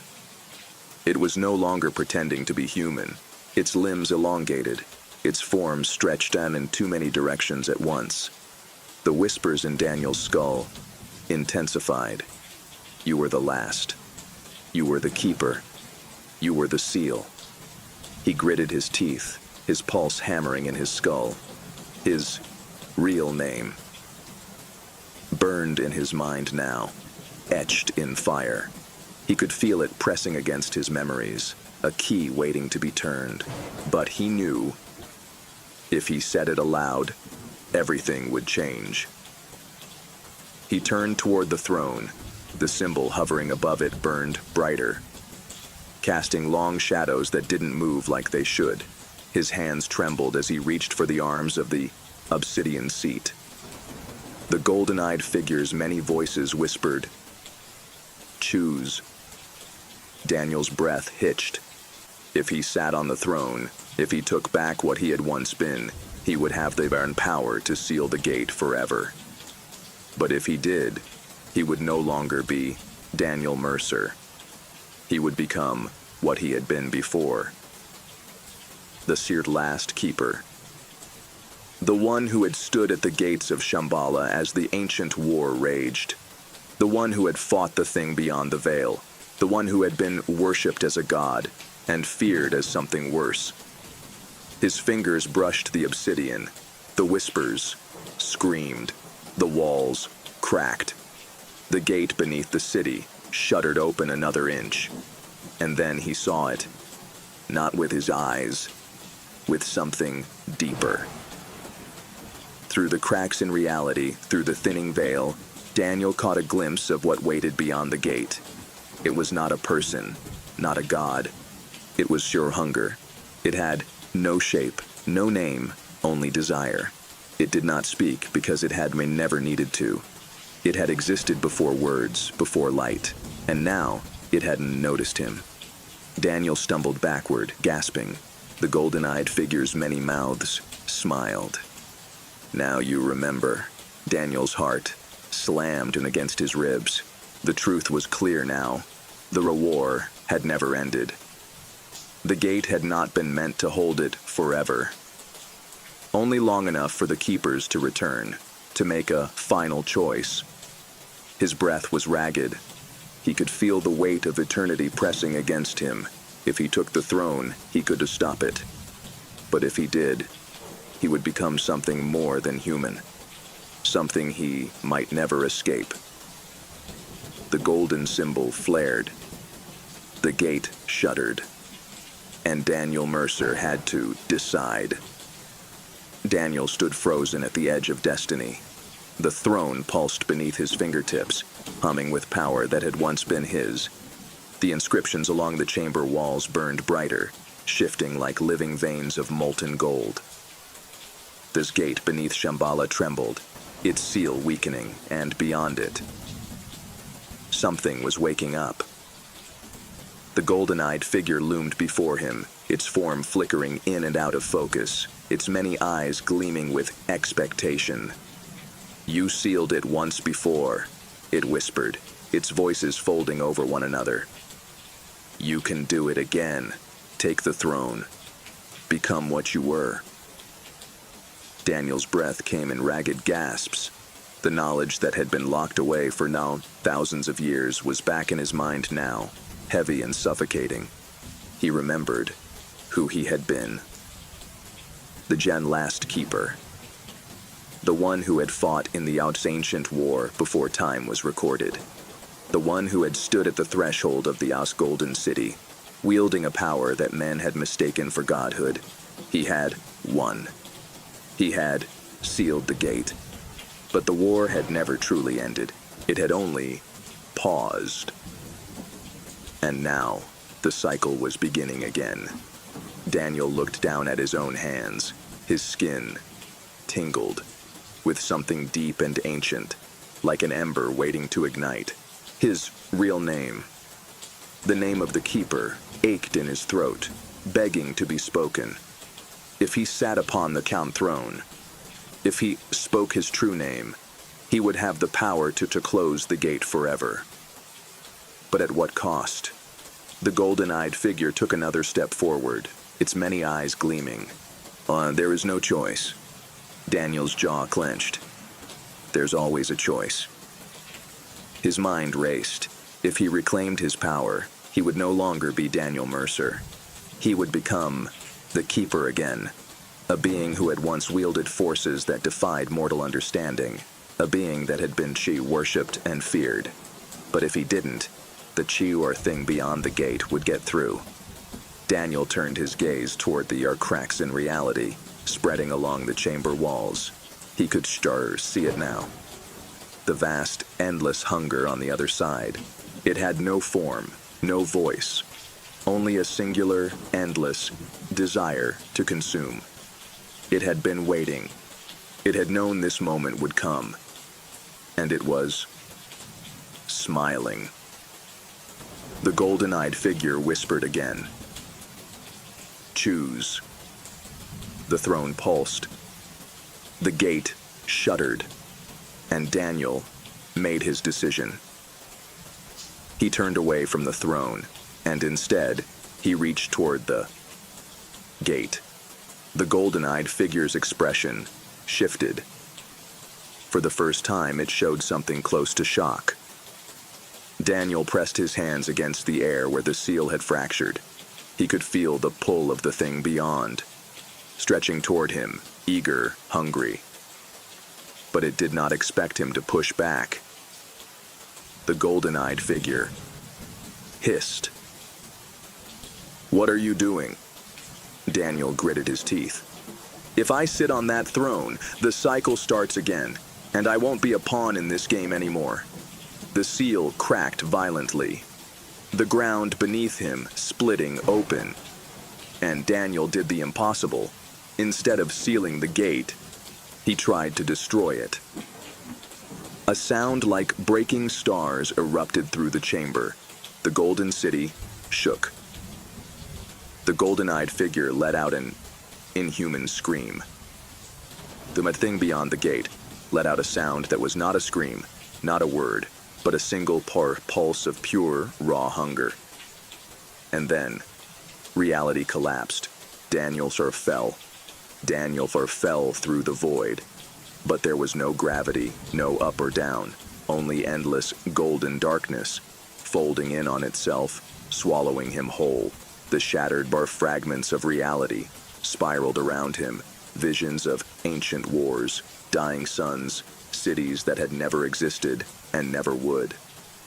Time fractured, unraveling like threads, stretching toward infinity. And then a hand caught his wrist. Not human. Too many fingers. Too long. Daniel's body jerked to a stop. His breath hitched as he hung suspended, weightless in the emptiness. The thing that held him should not have existed. And yet, it had always been here. He turned his head, slowly, carefully, and saw. A null-wind face without form. A shape that was not a shape. Eyes endless and shifting, staring through him, into him, around him. It was not the golden-eyed figure. It was something older. Something that had been trapped beyond the gate. Something that had been waiting. A voice, not sound, but meaning itself, slithered into his thoughts. You tried to break the seal. Daniel's pulse pounded. The void rippled. The voice unfolded. Why? Daniel swallowed, his throat dry. The weight of infinity pressed against him. Because I won't be a pawn, he whispered. Silence. Then, a sound like shifting tides and collapsing stars. Not laughter, not amusement, something worse. You already were. The void shuddered. The thing tightened its grip. Daniel tried to prettily pull away, but he wasn't just being held by his wrist. He was being held by his soul. The golden-eyed figure's voice echoed from nowhere and everywhere. You cannot bargain with it. Daniel gritted his teeth. I'm not bargaining. The thing pulled him closer. Then you do not yet understand.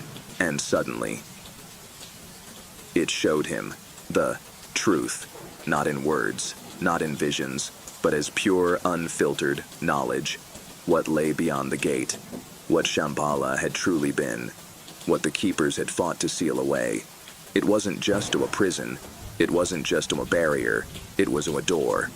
And the keepers, himself included, hadn't built it to keep something out. They had built it to keep themselves in. Daniel was screamed. The void collapsed, and he woke up.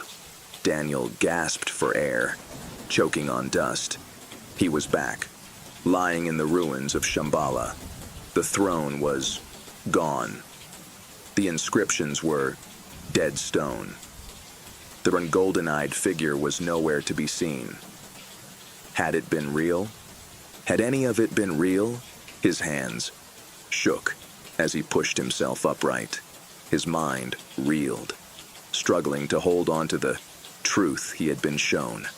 And then he heard it, a whisper, not from the ruins, not from your inside his head, from your beneath, from your deep beneath the earth. A voice, his own voice, whispering 3 words. You left it open. Daniel froze. And then, the ground began to shake. The ruins of Shambhala pulsed with golden light as the figures rose from the abyss beneath Daniel's feet.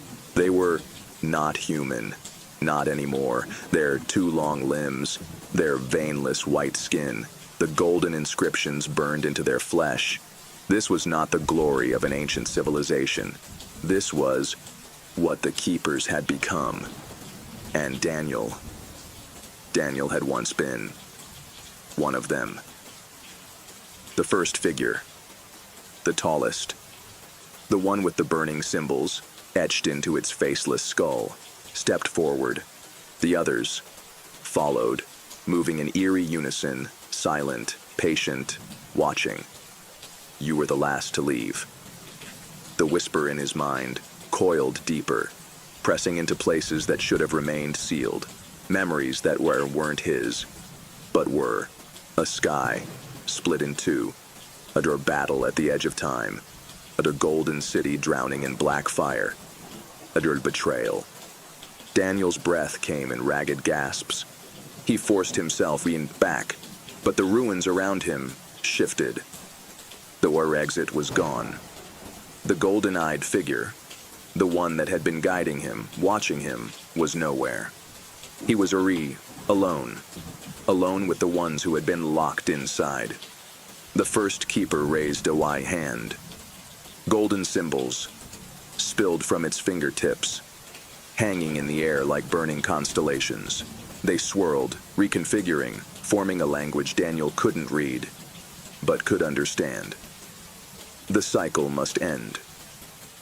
Daniel's body locked in place. The words weren't a request. They were a command. The ground beneath his feet shuddered.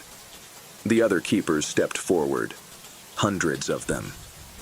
The last remnants of Shambhala's final guardians, emerging from the abyss where they had been buried, alive, and they were here for him. Daniel clenched his fists.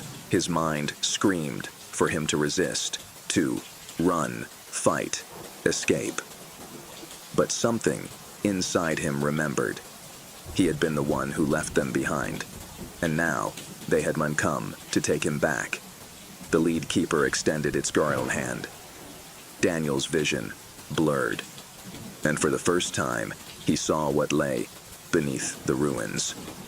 Not the gate, and the throne, waiting for its last ruler to return. The keepers surged forward, and Daniel screamed. Daniel's scream was swallowed by the golden abyss as the keepers descended upon him.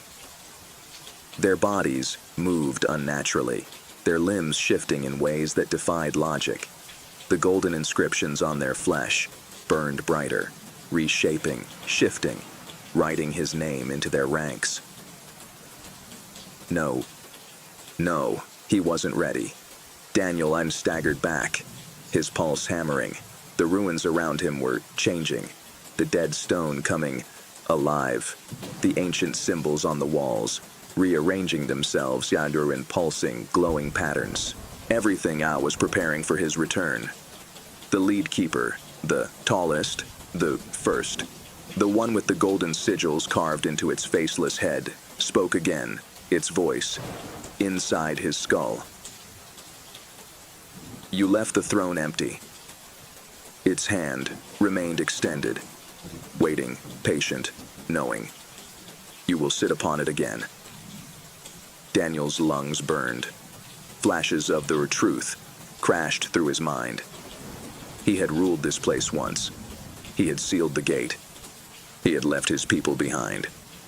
And now, they had come to reclaim him.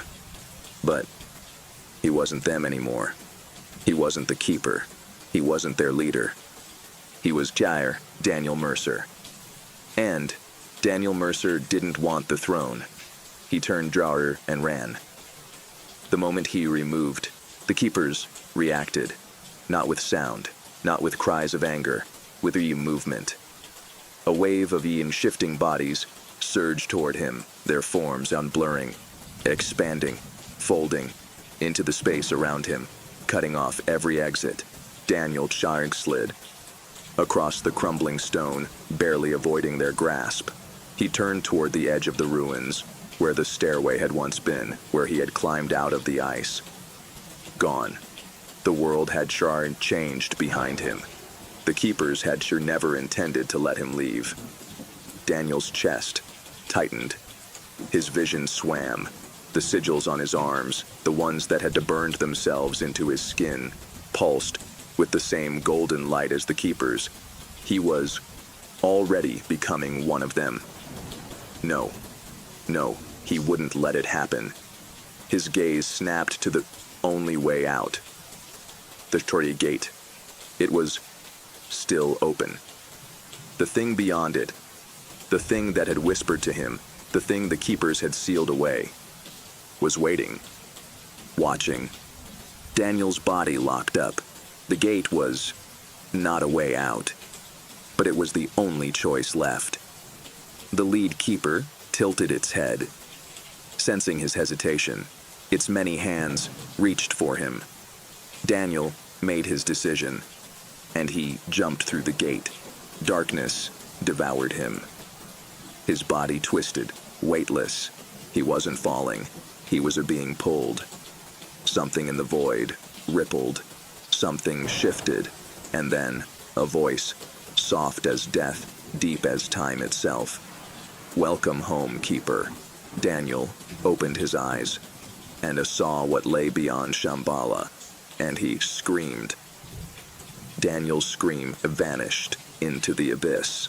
There was no sound here, no air, no time, only motionless blackness, stretching forever, swallowing everything. But he was not alone. Something moved on in the distance. Not a shape, not a form, but a presence. It pressed against his thoughts like an ocean current, vast and endless, shifting at the edges of his perception. A voice slid into his mind, low and resonant. You were meant to stay behind. Daniel's breath hitched. His body felt wrong. Too heavy, too light, as if he was coming apart at the seams. His veins burned as with golden fire, the symbols on his arms, reacting during to whatever was out there. The thing in the darkness pulsed. And suddenly, Daniel remembered everything. The keepers had not simply unsealed the gate. They had sacrificed themselves to become part of it. They had woven their existence into the prison walls, using their own bodies, or their own souls, to keep the thing on the other side, trapped. And Daniel had been the last. He had sealed the gate from the outside. He had left them behind. And now he had returned. A low, deep chuckle vibrated through the void. Did you think you escaped? Daniel whipped around, but there was no direction, no up or down, only shifting, endless black. The voice tightened inside his skull. You closed the door, but you left the key. The sigils on his skin burned. Daniel clenched his fists. His heartbeat was pounding like war drums. I'm not the keeper anymore. The thing in the dark shifted. Closer. Watching. Waiting. A name is not a chain.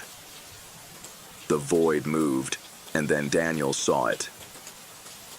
The thing beyond the gate. It was not a creature, not a god, not something that had ever belonged in any world. It was the hunger between stars. It was the silence before existence, and it was smiling. A voice, not his own, not human, not anything that should have ever spoken aloud, whispered inside his bones. You are home. The golden fire in his veins flared. The darkness collapsed, and Daniel Mercer became something else. The darkness swallowed him whole. Daniel wasn't falling. He wasn't moving at all. The void stretched in all directions, and none pressing against his mind like a weight he couldn't shake. The golden fire in his veins flared, reacting to the presence looming before him.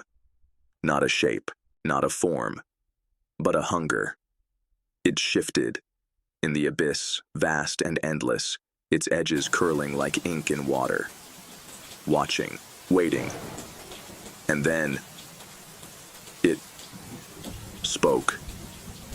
Not in words, not in sound, but in meaning itself. You were the last to leave, and now you have returned. Daniel's pulse pounded. His hands trembled as he fought to hold on to who he was. I'm not, his voice cracked, I'm not the keeper anymore. The weird thing in the dark laughed. Not with amusement, with certainty. A name is not a chain. The void twisted, and Daniel saw. Memories that weren't his flooded into his skull. The Golden City, before the war. The gate, before it was locked. The keepers standing at the edge of existence, chanting, bleeding, sealing themselves inside. And then, himself. Standing before the throne, hands stained with light. Saying the words to close the gate, leaving them behind. The fire in his veins flared violently, the sigils across his arms glowing brighter. He was changing. No, he wouldn't let this happen. Daniel clenched his fists, gritting his teeth. I don't belong here. The mad thing in the dark pulsed. You never left. A shape once began to form in the abyss. A reflection, not of what he was, of what he had been. It stepped toward him. A figure in obsidian and gold, veins burning with golden light, faceless, ancient, endless. Daniel's throat closed. It was him, his past self, the true keeper, waiting to take him back. The darkness collapsed inward, and Daniel screamed. Daniel screamed as the void rushed into him. It wasn't pain, it wasn't terror, it was remembrance. 1,000 lifetimes crashed through his skull like a broken dam bursting. Memories of a world before history, before civilization, before humanity itself. Takes a golden city, untouched by time. The sour towering gates, humming with ancient power. The sour fought against something that should never have existed. The sour sacrifice, they're made to keep it sealed. And at the center of it all, himself. Not Daniel Mercer, not an archaeologist, not an explorer, not a man, but a keeper. The last keeper. The one who had chosen exile, who had locked the gate from the outside, leaving his brethren behind, and now they had called him home. The faceless reflection stepped toward him, its gold-etched body pulsing with the same fire that now burned in Daniel's veins. Its head tilted, observing him, waiting. Daniel's hands shook. The symbols carved into his skin were no longer just marks. They were chains, and they were tightening. The figure raised a hand. Daniel's body locked up. He tried to step back, tried to resist, but the void would not let him go. His own voice, distorted and layered, echoed in the abyss. It is time. Daniel's pulse thundered. No. The figure took another step forward. The weight in the air thickened, pressing against his mind, his bones, his very existence. You left the gate open. Daniel gritted his teeth, his vision flashing between past and present, between what he had been and what he was now. The Golden City loomed behind him, rebuilt from memory, standing in the abyss like a monument to something long buried. And beyond it, the Stein Gate. The thing inside stirred. It had noticed him. It had been awaiting for this. The figure reached out. Daniel's own hands moved against his will. He was losing himself, becoming the keeper again. The golden fire surged, the inscriptions on his body, rewriting themselves, the last remnants of Daniel Mercer unraveling. His voice fractured. No. The void collapsed, and Daniel Mercer was no more. Darkness swallowed him. Daniel felt himself unraveling, his thoughts splitting apart like sand carried on an endless tide. The fire in his veins burned away. Everything human, everything that had once made him Daniel Mercer. He was becoming something else. Something ancient. Something that had never been meant to wake again. The faceless figure, his past self, though a true keeper, reached toward him, its gold-etched hands closing around his skull. A deep, unspoken command thundered through the void. Become whole. The golden symbols on his skin blazed, pulsing in time with the throne that had once been his. The weight of the thousands of lifetimes pressed down on him. The keeper's name, his true name, burned at the edge of his tongue, waiting to be spoken. If he said it, if he accepted it, he would return. The cycle would complete. The gate would hear seal once more. But then, something shifted. A presence. Not the keepers, not the throne, not the Golden City. Something deeper, older, more patient. Something that had been waiting for this exact moment. The war gate. Daniel wasn't just remembering. He was being watched. A voice, not a voice. A presence, a force that had existed before, thought itself, slithered through his unraveling consciousness. You have made it easy.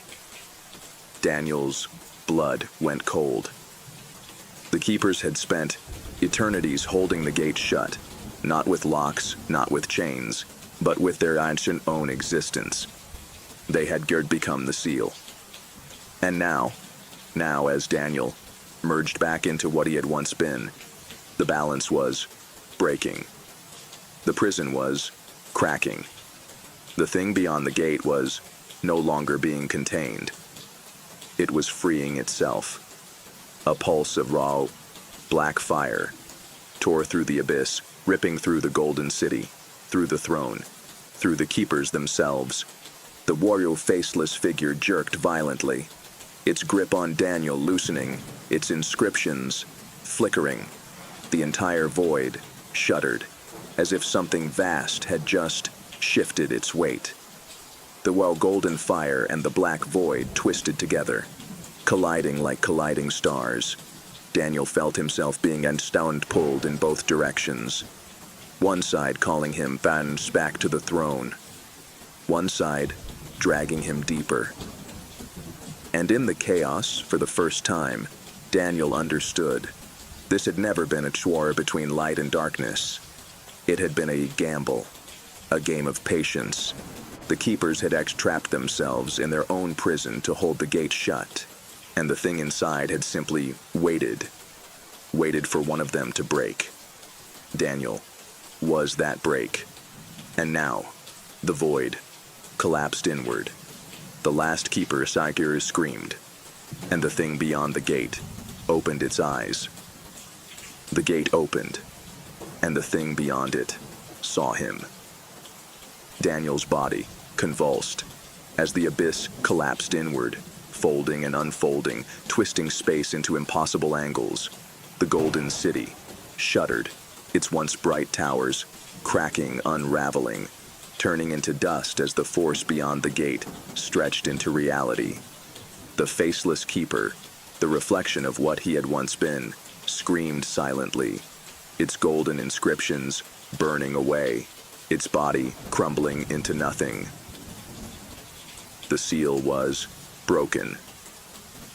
Daniel was no longer the last keeper, because there were no keepers left. The thing beyond the gate had been waiting for this moment since the dawn of time, waiting for the ones who had locked it away to undo themselves. And Daniel had been toshered, the key, the void, tore apart. And then, it stepped through. Daniel saw something move in the collapsing dark, but his mind refused to fully process it. The human brain was not built to comprehend what was never meant to exist. The shape in the abyss wasn't a shape. It was too vast, too thin, too deep. A presence that filled the empty spaces between reality, stretching right forever in all directions. It was hunger and silence and knowing. And it was free. Daniel's thoughts fractured. His name, his past, his very sense of self began to dissolve, caught between what he had once been and what he was becoming. Then it spoke. Not a word, not a voice, a single concept, pure and undiluted, imprinted into the fabric of his existence. I will make you understand. And Daniel yours did. He saw everything, not just the war, not just the keepers, not just the golden city. He saw before time, before matter, before existence itself, when this thing had ruled, before it had been locked away, before the keepers had trapped themselves in an attempt to rewrite the rules of reality. They had thought they were sealing a monster, but they had only delayed the inevitable. Because this thing, it was not a prisoner. It was the original ruler of existence. The keepers had stolen the universe from it, reshaping the chaos into order, twisting the fabric of time itself to create a world where their kind could exist. And now, it was taking it back. The black fire of the void roared outward, unraveling the last remnants of Shambhala. Daniel felt his own body beginning to dissolve, his thoughts merging with the collapsing fabric of reality.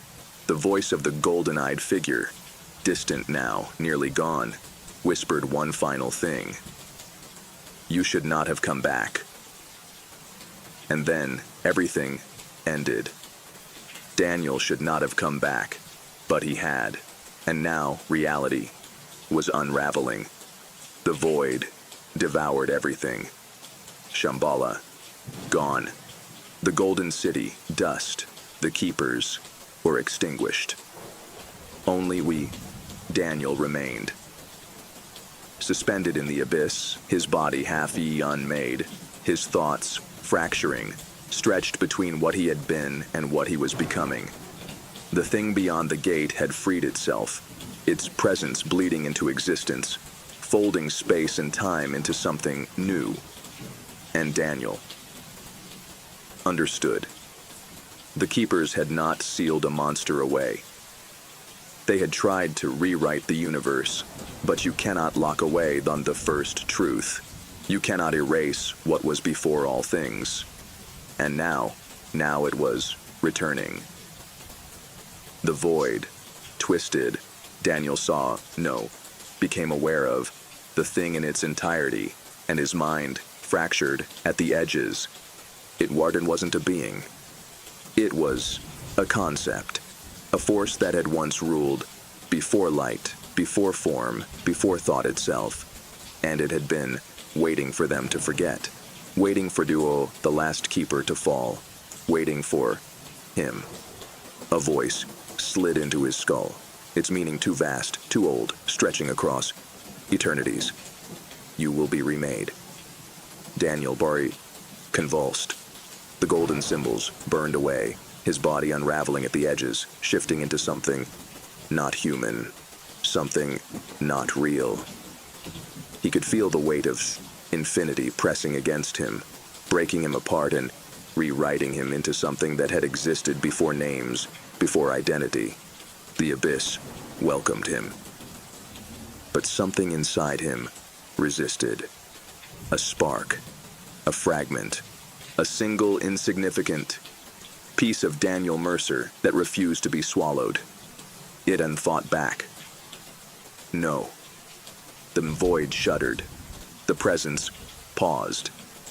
Daniel's vision blurred between two states, the keeper he had been, the non-being he was becoming. He had been here before. At the gate. Before it had been sealed, before it had been opened.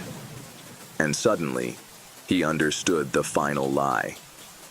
The keepers had never sealed this thing away.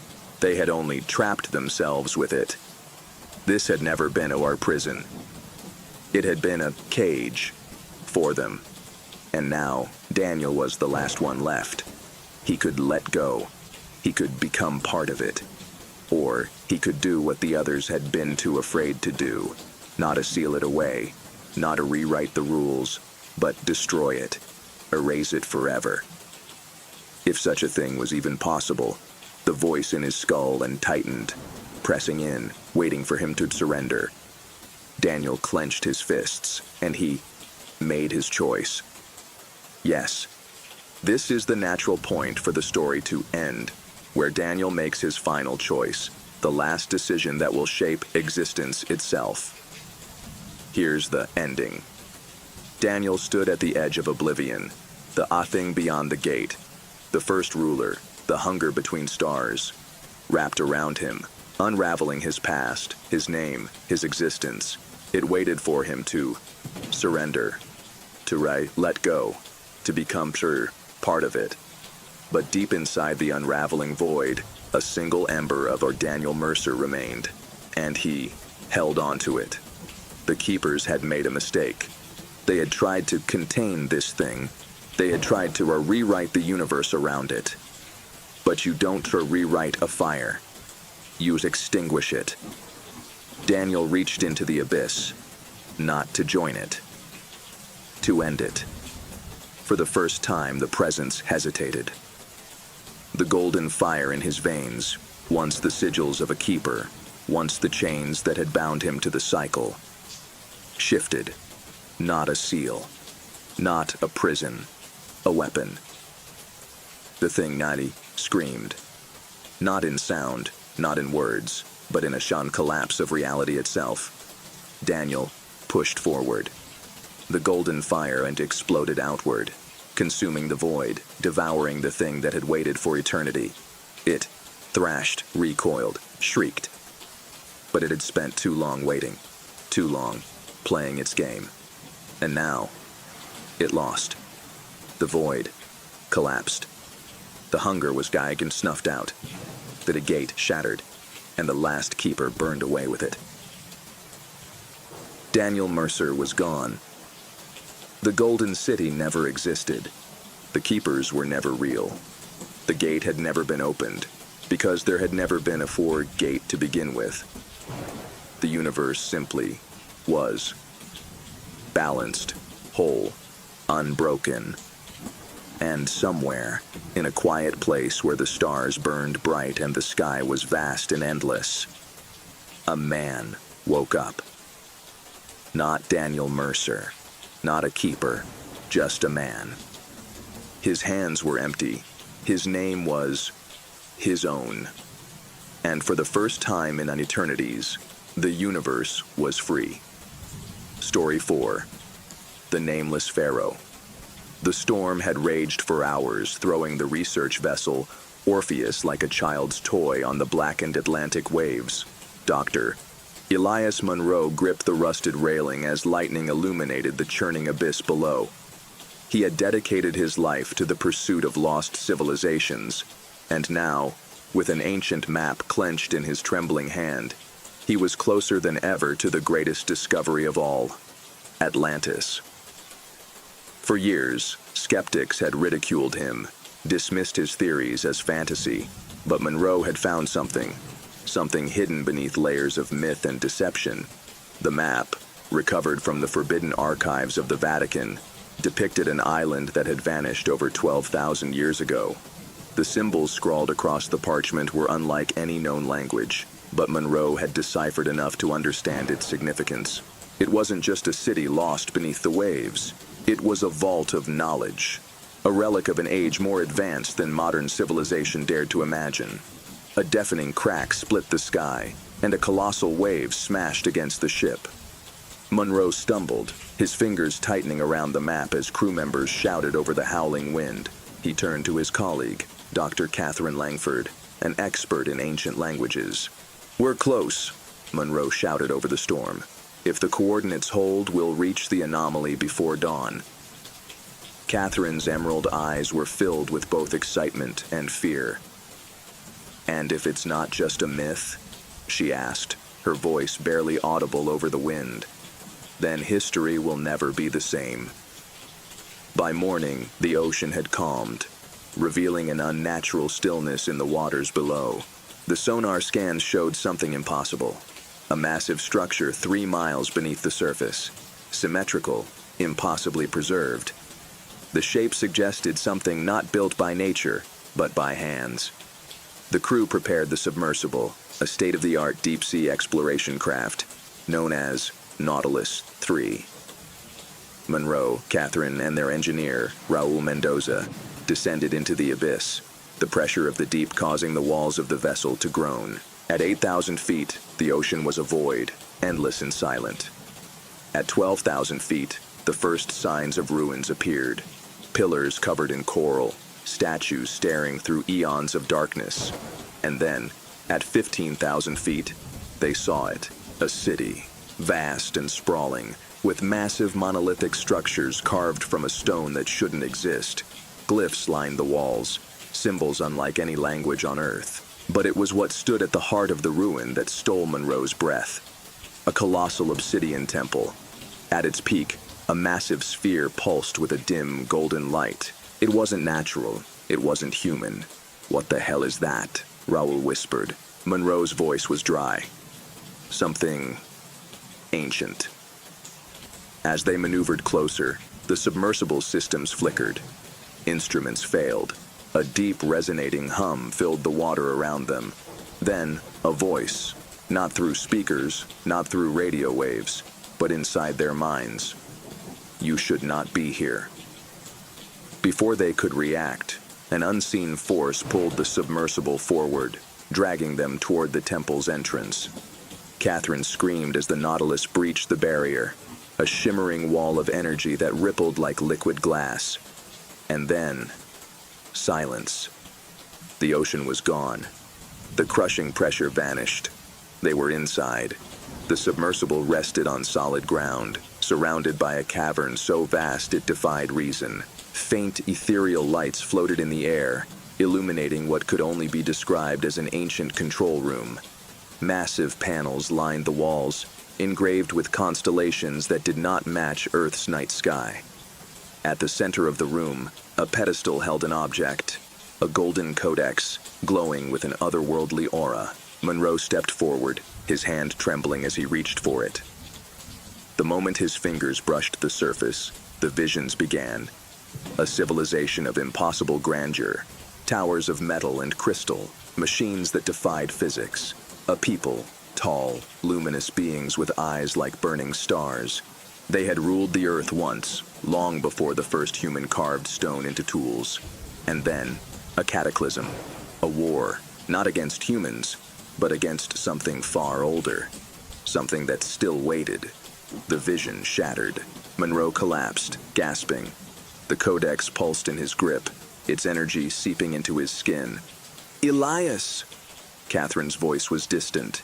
What happened? He looked up, his mind racing. "We were wrong," he whispered. Atlantis didn't fall. It was sealed. A low growl echoed through the chamber. The air trembled. Shadows slithered across the walls, coalescing into figures. Tall, inhuman, with eyes like smoldering coals. Guardians. They had been waiting. As Monroe rose to his feet, the leader stepped forward, its voice a whisper of eternity. "You have unlocked the first key, but knowledge comes at a price." The chamber shook. The ancient machinery awoke. The countdown had begun, and far above, on the surface, the ocean churned. Something was rising. The ground beneath them trembled, and the air thickened with an electric charge. Monroe could feel it pulsing in his bones, an unseen force coiling through the ruins like a serpent awakening from a long slumber. The Guardians, those towering inhuman figures, remained motionless, their eyes burning like dying stars. Raoul cursed under his breath, gripping the submersible's control panel. "We need to get out of here now." Catherine clutched Monroe's arm. "Elias, what do they mean by the first key?" Monroe's thoughts raced, still reeling from the vision that had torn through his mind. The Atlanteans hadn't just vanished. They had sealed themselves away, sealed something away. And now, by taking the codex, he had set something into motion. The Guardian standing before him tilted its head as though studying him.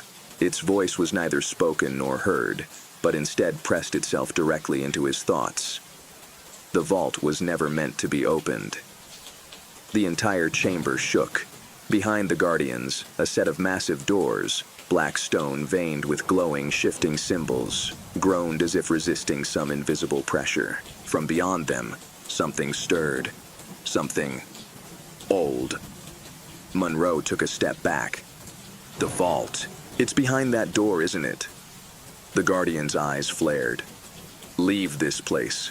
Take nothing." But Monroe couldn't. He knew, deep in his gut, that whatever knowledge lay in Atlantis was not meant to be buried. Humanity had forgotten too much. No. The Guardians did not react at first. Then, the one standing closest to him raised a skeletal, elongated hand. The air around it shimmered, and Monroe felt his entire body seize as an unseen force lifted him off the ground. His lungs compressed, the pressure in his skull built like 1,000 knives pressing inward. He could hear Catherine screaming his name. Raoul lunged forward, trying to wrench Monroe free, but he might as well have been trying to move a mountain. Just as Monroe felt his vision darken, the codex in his hand pulsed. A brilliant golden light flared from its surface, and suddenly, the force dropped him. He hit the ground hard, gasping for air. The Guardians recoiled, their forms flickering like smoke in a high wind. "What the hell just happened?" Raoul shouted. Monroe struggled to his feet, his fingers still wrapped around the codex. They can't touch me while I have this." Catherine pulled him back. "Then let's go before they figure out a way." The entire ruin groaned. The massive black doors behind the Guardians were starting to crack. From the other side, a sound reverberated. Not a voice, but a presence. A feeling of infinite hunger. Monroe didn't need to be told twice. He turned and ran, Catherine and Raoul right behind him. The moment they crossed the threshold of the chamber, the shimmering energy barrier that had allowed them inside collapsed. The cavern shook violently. Ancient stone gave way, and something deep beneath them let out a low, resonating growl. They sprinted toward the submersible. Monroe dove into the cockpit, slamming his fists onto the controls. The engine hummed to life, but the energy fluctuations around them were wild, unstable. Raoul gritted his teeth. The systems are fried. That energy field did something to our... A violent shockwave exploded outward from the vault. For a fraction of a second, Monroe saw something through the fissures in the black stone doors. A massive, shifting form. Neither solid nor liquid, neither beast nor god. Something that was waking up. He didn't have time to think. The submersible sow lurched upward, breaking free of the collapsing ruins. Through the viewport, Monroe saw the city of Atlantis fading into the darkness below. The vault doors were wide open. Something was coming out. The Nautilus 3 breached the ocean's surface just as the storm returned. Waves slammed against the side of the Orpheus as the crew scrambled to pull the submersible on board. Monroe collapsed onto the deck, chest heaving. Catherine and Raoul emerged moments later, drenched in seawater and sweat. The ship's captain, a grizzled old sailor named Vasquez, stormed toward them. "What the hell happened down there?" "Our instruments went haywire. Pressure spikes, seismic activity." Monroe barely heard him. He turned toward the horizon. The ocean was shifting. Not like waves, but like something was moving beneath the surface. Catherine followed his gaze. "Elias, tell me we didn't just make a mistake." Monroe opened his palm. The codex was still there, warm against his skin. He could feel something in it now. Something alive. "The Guardians weren't protecting the vault," he murmured. "They were keeping something inside." Raoul shivered. "And now?" Monroe swallowed hard. "Now, it's loose." Thousands of miles away, deep beneath the Vatican, a single candle burned in a windowless chamber lined with ancient tomes. A man in dark robes stood over an altar, staring at a set of freshly translated documents. The words were scrawled in an impossible language, one older than any human civilization, but the translation had been clear. "The first key has been taken. The seal is broken. The hunger will rise again." The robed man closed his eyes. He reached into his cloak and pulled out a small, ornate device, something both metallic and alive. Pressing it to his temple, he whispered a single phrase in a language that had not been spoken aloud for millennia. The device pulsed. Across the world, others like him turned their heads skyward. The time had come. Monroe and his team returned to the United States in secrecy. The Orpheus had been detained by international authorities, citing safety violations and unauthorized deep-sea exploration. The codex was hidden. The world above remained oblivious. But Monroe knew the truth. He could feel it, like an itch in his mind. In the days following their return, reports flooded the news. Oceanic anomalies, strange disappearances, mysterious seismic tremors. And then, the first sighting. A fishing trawler off the coast of Portugal vanished without a trace. Only a single garbled radio transmission remained. A voice, trembling with fear, repeating the same phrase over and over. "It is awake. It is awake. It is awake."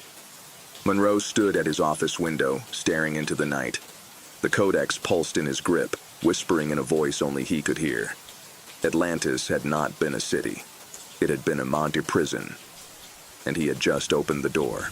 Monroe barely slept in the days following their return. He felt as though something unseen lurked at the edges of his reality, just beyond the veil of perception. At night, he would wake in a cold sweat, the codex glowing faintly on his bedside table. The whispers were growing stronger. Catherine was the first to notice.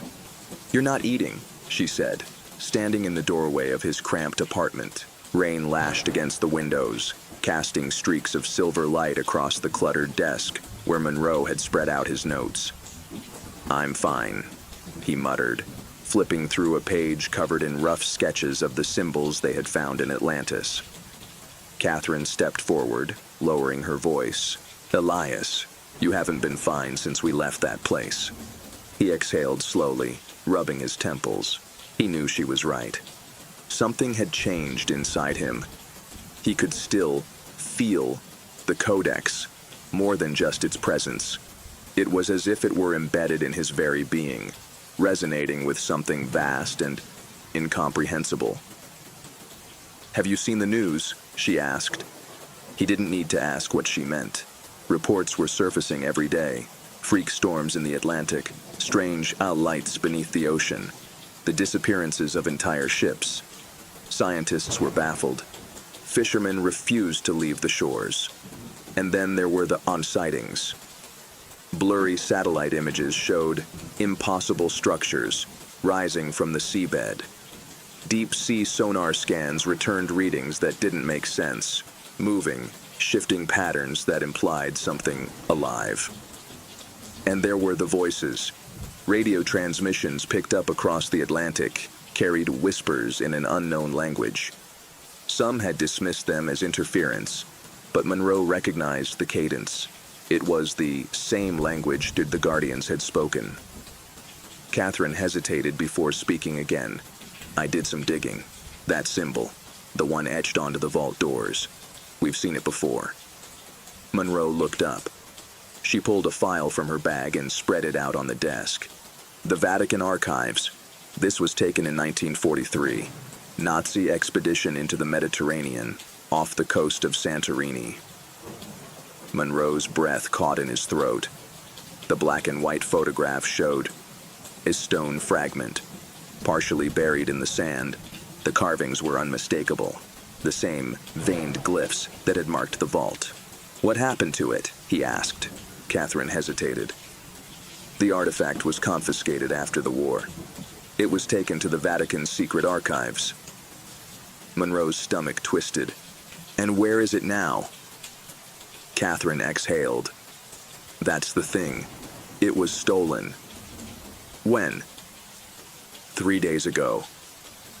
A chill crept through Monroe's spine. Someone else knew. Someone else was looking for answers, and they weren't the only ones. The codex trembled in his hand. The whispers grew louder. Thousands of miles away in a darkened chamber beneath the Vatican, a group of figures gathered around a circular stone altar. The air hummed with unseen energy. Candles flickered, casting elongated shadows against the ancient walls. The leader, a man cloaked in black robes, placed the stolen artifact onto the altar. The glyphs on its surface pulsed with a dull, rhythmic light.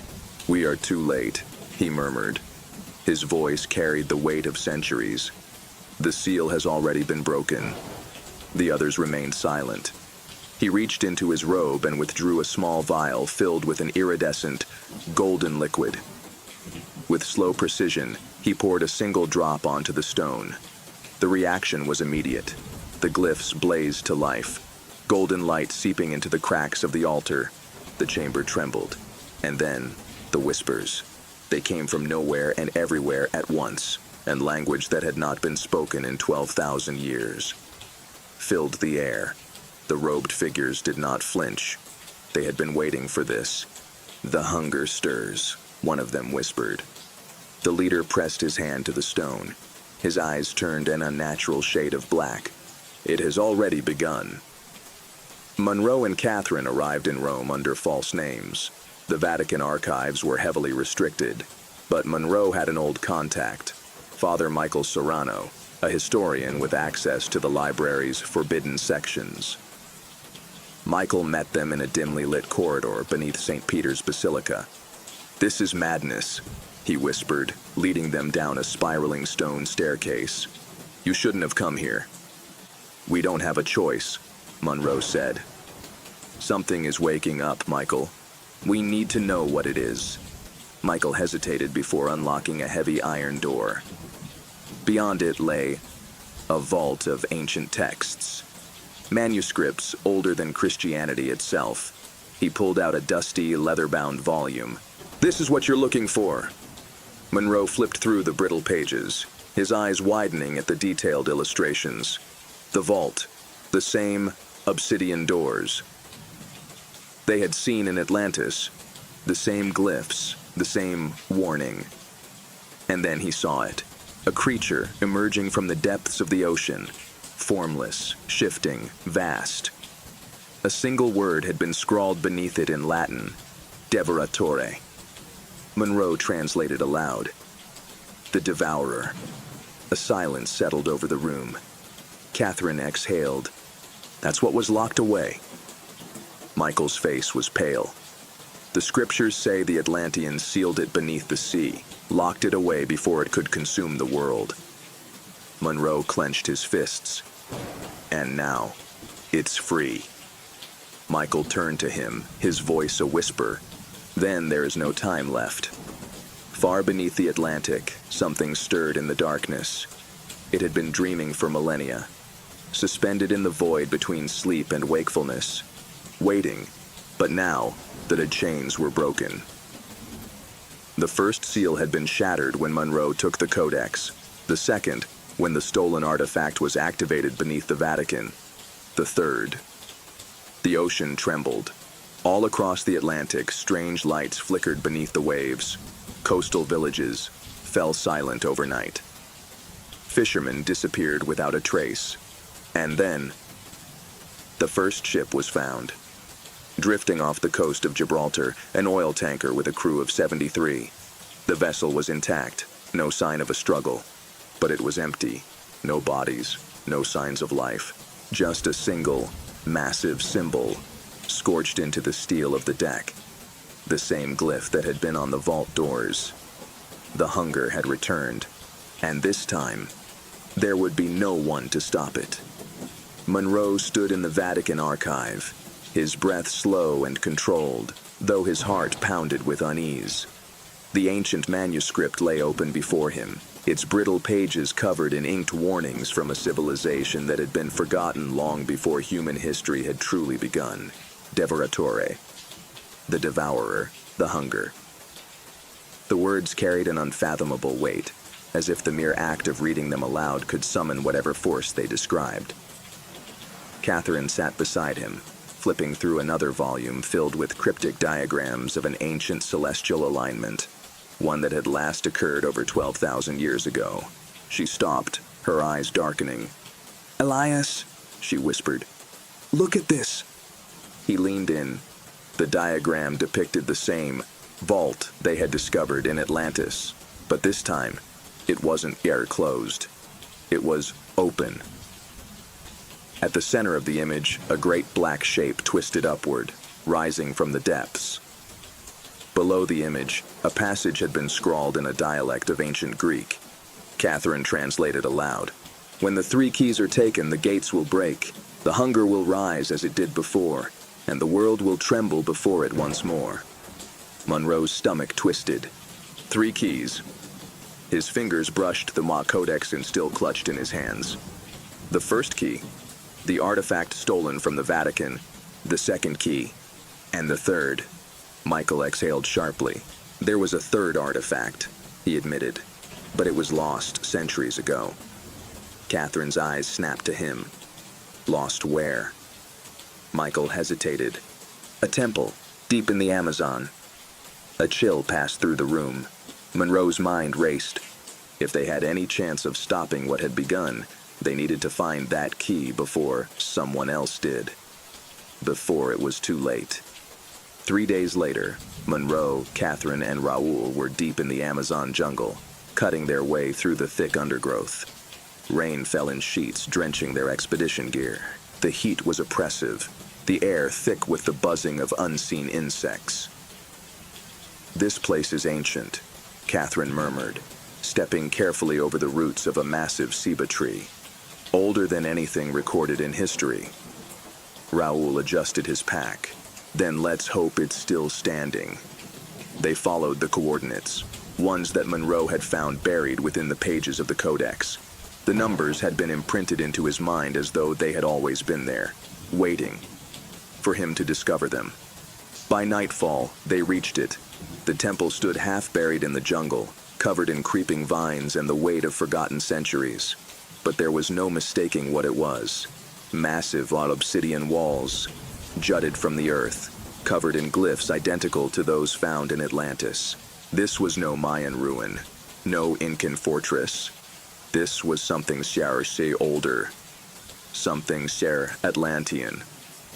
Raoul ran a hand over one of the carvings. "I don't like this." Monroe ignored him, pressing forward. A massive stone doorway loomed ahead, its surface covered in symbols that seemed to shift in the dim moonlight. Catherine swallowed. "Elias, are you sure we should—" The codex shuddered. In Monroe's grip, the doors began to open.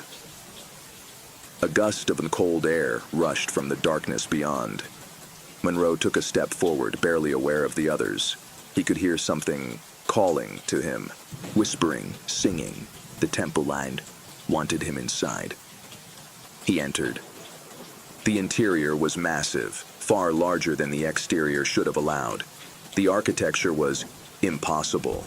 Walls curving in ways that defied geometry, corridors stretching into unseen darkness. They moved cautiously, their flashlights casting long shadows over the ancient walls. Then they saw it. The third key. It rested upon a pedestal in the heart of the temple, a crystalline artifact, humming with an eerie blue glow. Catherine stepped forward. "This is it." Monroe felt a deep unease settle into his chest. The codex pulsed in his hand, reacting to the presence of the artifact. Something Shi wasn't right. Raoul gripped his rifle. "Let's take it and get out." Monroe hesitated. He reached for the artifact, and then the ground split open. The walls screamed. The air rippled. Something was coming. Far across the world, in the depths of the Atlantic, the ocean convulsed. The waters churned violently, spiraling downward into a great abyss. The last of the vault seals shattered. Something rose. It had been dreaming for too long, and now it was awake. The temple trembled around them, the walls vibrating as if they were alive. Monroe staggered backward as an unseen force rippled through the air. The artifact, the third key, glowed brighter, pulsing in sync with the codex still clutched in his hand. Then the whispers returned. But this time they were not distant echoes. They were here. Catherine gasped, pressing her hands to her ears. "Elias, do you hear that?" Monroe didn't answer. The whispers weren't just sounds. They were thoughts, pressing into his mind, foreign and impossible. "Take it. Free us. We hunger." He reached for the artifact. A blast of force erupted from the pedestal, knocking him backward. The temple groaned, cracked spiderwebbing through the black stone as something shifted beneath them. Raoul grabbed Monroe by the collar. "We have to go. Now." But Monroe was barely listening. The codex burned in his grip, its golden light seeping into his skin. The third key was not a key at all. It was a lock. And he had just broken it. Far across the world, the Atlantic churned as a shape broke the surface. A monolith, blacker than night, rising from the depths, like a severed limb of some colossal buried entity. The ocean screamed around it, waves crashing in unnatural spirals. Ships vanished. Entire coastlines pulled into the abyss. The sky above darkened, as if the very heavens recoiled from what had been released. And then, the voice. Not a sound, but a vibration that shook the earth itself. "We have waited long enough." The jungle split apart as Monroe, Catherine, and Raoul sprinted out of the collapsing temple.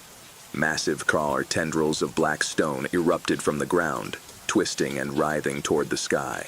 The air hummed with an unnatural pressure, like reality itself was being pulled apart at the seams. Raoul fired a shot at one of the tendrils. The bullet vanished before impact, as if consumed by the air itself. "Run!" Monroe shouted. They barely made it to the clearing before the temple exploded, sending shards of obsidian and ancient dust into the air. Silence followed. Monroe lay on his back, his breath ragged. The codex lay beside him, glowing dimly. Catherine coughed, rolling onto her side. "Tell me we didn't just do something incredibly stupid." Monroe didn't answer. He was staring at the sky. The sun stars Iran had changed. In London, deep beneath the British Museum, alarms blared as ancient relics reacted to an unseen force. Symbols that had remained dormant for millennia now pulsed with an eerie glow. In Washington, D.C., satellites captured on disturbances across the Atlantic, anomalies so vast they defied measurement. And in the Vatican, the robed figures knelt in silence, their faces turned toward the sea. "The devourer stirs," one of them whispered. The leader, his eyes completely black, pressed his palm to the cold stone floor. "No," he murmured. "It is already awake." Miles beneath the ocean, something moved. Something vast, something that had waited for eons in the silence. The final seal had been broken, and now the world would remember. The sky above the Amazon was wrong. Monroe lay motionless, staring up at the heavens. The constellations had shifted. Subtle at first, but undeniable. He had spent years navigating by the stars, and now they were misaligned, as if the Earth itself had been tilted by an unseen force. Catherine sat up beside him, rubbing her arms. "Do you feel that?" He did. The air was heavier, charged with something neither heat nor humidity could explain. The jungle was silent, not just absent of birds or insects, but in absolute stillness, as if nature itself was holding its breath. Raoul stumbled to his feet, gripping his rifle. His voice was tight. "We need to go." Monroe barely heard him. His gaze drifted to the codex, still glowing faintly in the dim moonlight. The artifact they had taken from the temple, the so-called third key, had shattered in the explosion, leaving only fine dust where it had once rested. That dust was floating, now shimmering like embers caught in a breeze. Then, from deep within the jungle, a low, resonating hum. Not a sound, not an animal, a frequency, a vibration that crawled through their bones. Then the ground began to shake. Half a world away, in the control room of an orbital space station, an engineer stared at his monitor in frozen disbelief. "Commander," he croaked, you're going to want to see this." The station's sensors, designed to track deep-sea currents and geothermal anomalies, were picking up something impossible.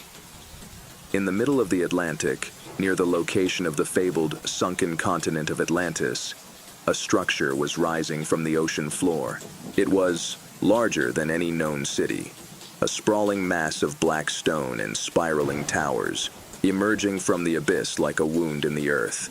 But that wasn't the worst part, because the water around it was sinking, not receding, not being pushed away. It was being devoured, vanishing into a chasm that had not been there before. The Atlantic Ocean itself was collapsing inward. In the Amazon, Monroe and his team ran, the jungle around them split apart, trees toppling as something huge moved beneath the surface.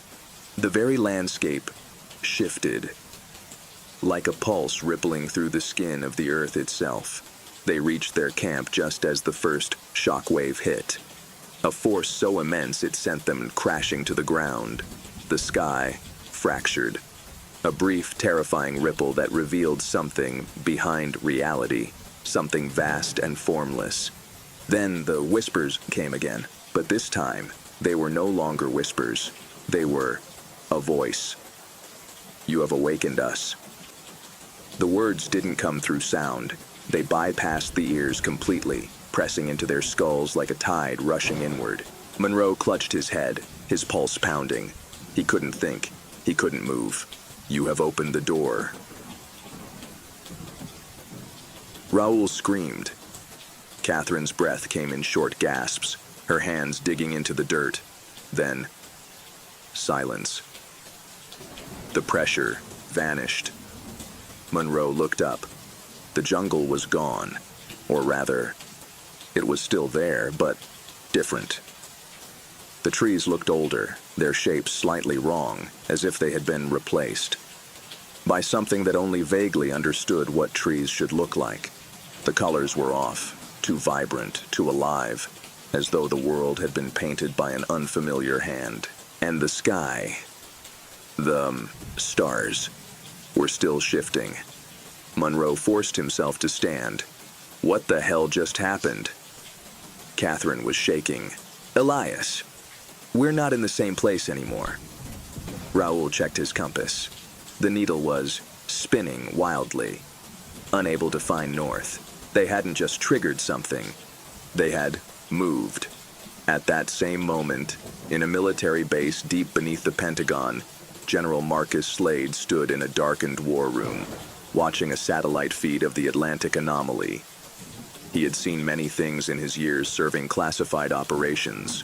Unexplained crashes, ancient artifacts buried in places they shouldn't have been, technology centuries ahead of its time, but nothing like this. The Atlantic Ocean was changing. Ships had disappeared. Entire coastal cities were experiencing blackouts, their power grids failing as an unknown energy field spread outward from the rising structure. And then there were the reports. Survivors rescued from ghost ships. Fishermen who had seen things in the deep, massive moving shadows, too large to be whales, too fast to be tectonic activity. And then, the current radio transmission. A garbled voice from a freighter off the coast of Portugal, barely understandable through static. "It's not an island. It's breathing." And then, nothing. Slade turned to his lead scientist, Dr. Aisha Novak. "What are we looking at?" Novak hesitated, her hands shaking as she typed commands into the terminal. "General," she whispered, "this isn't just an earthquake or a tectonic shift." She turned to face him, her expression drained of color. "It's a reawakening." Slade's jaw clenched. "Of what?" Novak took a long, shuddering breath. "Of whatever the hell they locked away down there." Beneath the Atlantic, the devourer stirred. It was no longer confined to sleep. It had been patient. It had watched as ages passed, as new civilizations rose and fell, as the fragile creatures of the surface forgot the terror that once ruled their world. But now, the keys were broken, the doors were open, and it was hungry. The ocean groaned as its shape unfurled, casting a shadow upon the deepest trenches of the earth. Above, in the skies over the Atlantic, the clouds spiraled outward in an unnatural pattern, forming a perfect circle. A storm with no eye, only an abyss. A new era was beginning. And this time, the world would not survive it. Monroe barely recognized the jungle around them. Everything looked the same. But wrong. The trees had shifted, their shapes unfamiliar, their bark pulsing, as though alive. The air smelled different. The sky churned with unfamiliar stars. "We moved," Catherine whispered. "Elias, I don't think we're in the same time anymore." Monroe turned sharply. "What?" She gestured to the codex, which no longer glowed. The artifact had led them here, but now it was inert. Raoul exhaled, checking his gear. His compass was still spinning, unable to settle. "I don't care where we are, we just need to get out." But Monroe wasn't sure that was possible. Then the hum returned. It came from everywhere at once, vibrating through the ground. Monroe felt it, in his ribs, like standing too close to a jet engine. Then, a voice, not whispers anymore, A voice so vast, so deep, it seemed to come from the very fabric of reality itself. "You cannot run," Raoul screamed, as the jungle ripped apart. Black dragon tendrils erupted from the earth, twisting and writhing like xian veins, bursting from the ground. They weren't solid. They weren't anything. They existed on the edge of perception, shifting between forms faster than the mind could comprehend. Monroe grabbed Catherine's hand and ran. The jungle blurred around them. Trees became shadows. The ground twisted beneath their feet. Reality itself was unraveling. Somewhere behind them, Raoul fired his rifle. The gunshots sounded wrong, like echoes in an empty space. Then, a scream. Monroe turned, just in time to see Raoul vanish. One of the tendrils touched him, and in an instant, he was gone. No blood, no body, just erased. Catherine choked back a sob. Monroe didn't let her stop. They ran. Deep beneath the Atlantic, the devourer continued to rise. Its form was indescribable. Not because it could not be seen, but because it should not be seen. Its body was shifting, ancient, outside the bounds of what the human mind could process. It was not one creature, it was many. And it had waited for so long. It did not rage. It did not hunger like a beast. It simply was. And soon, so too would be the rest of the world. At NASA's Deep Space Observation Lab, alarms blared as the stars shifted.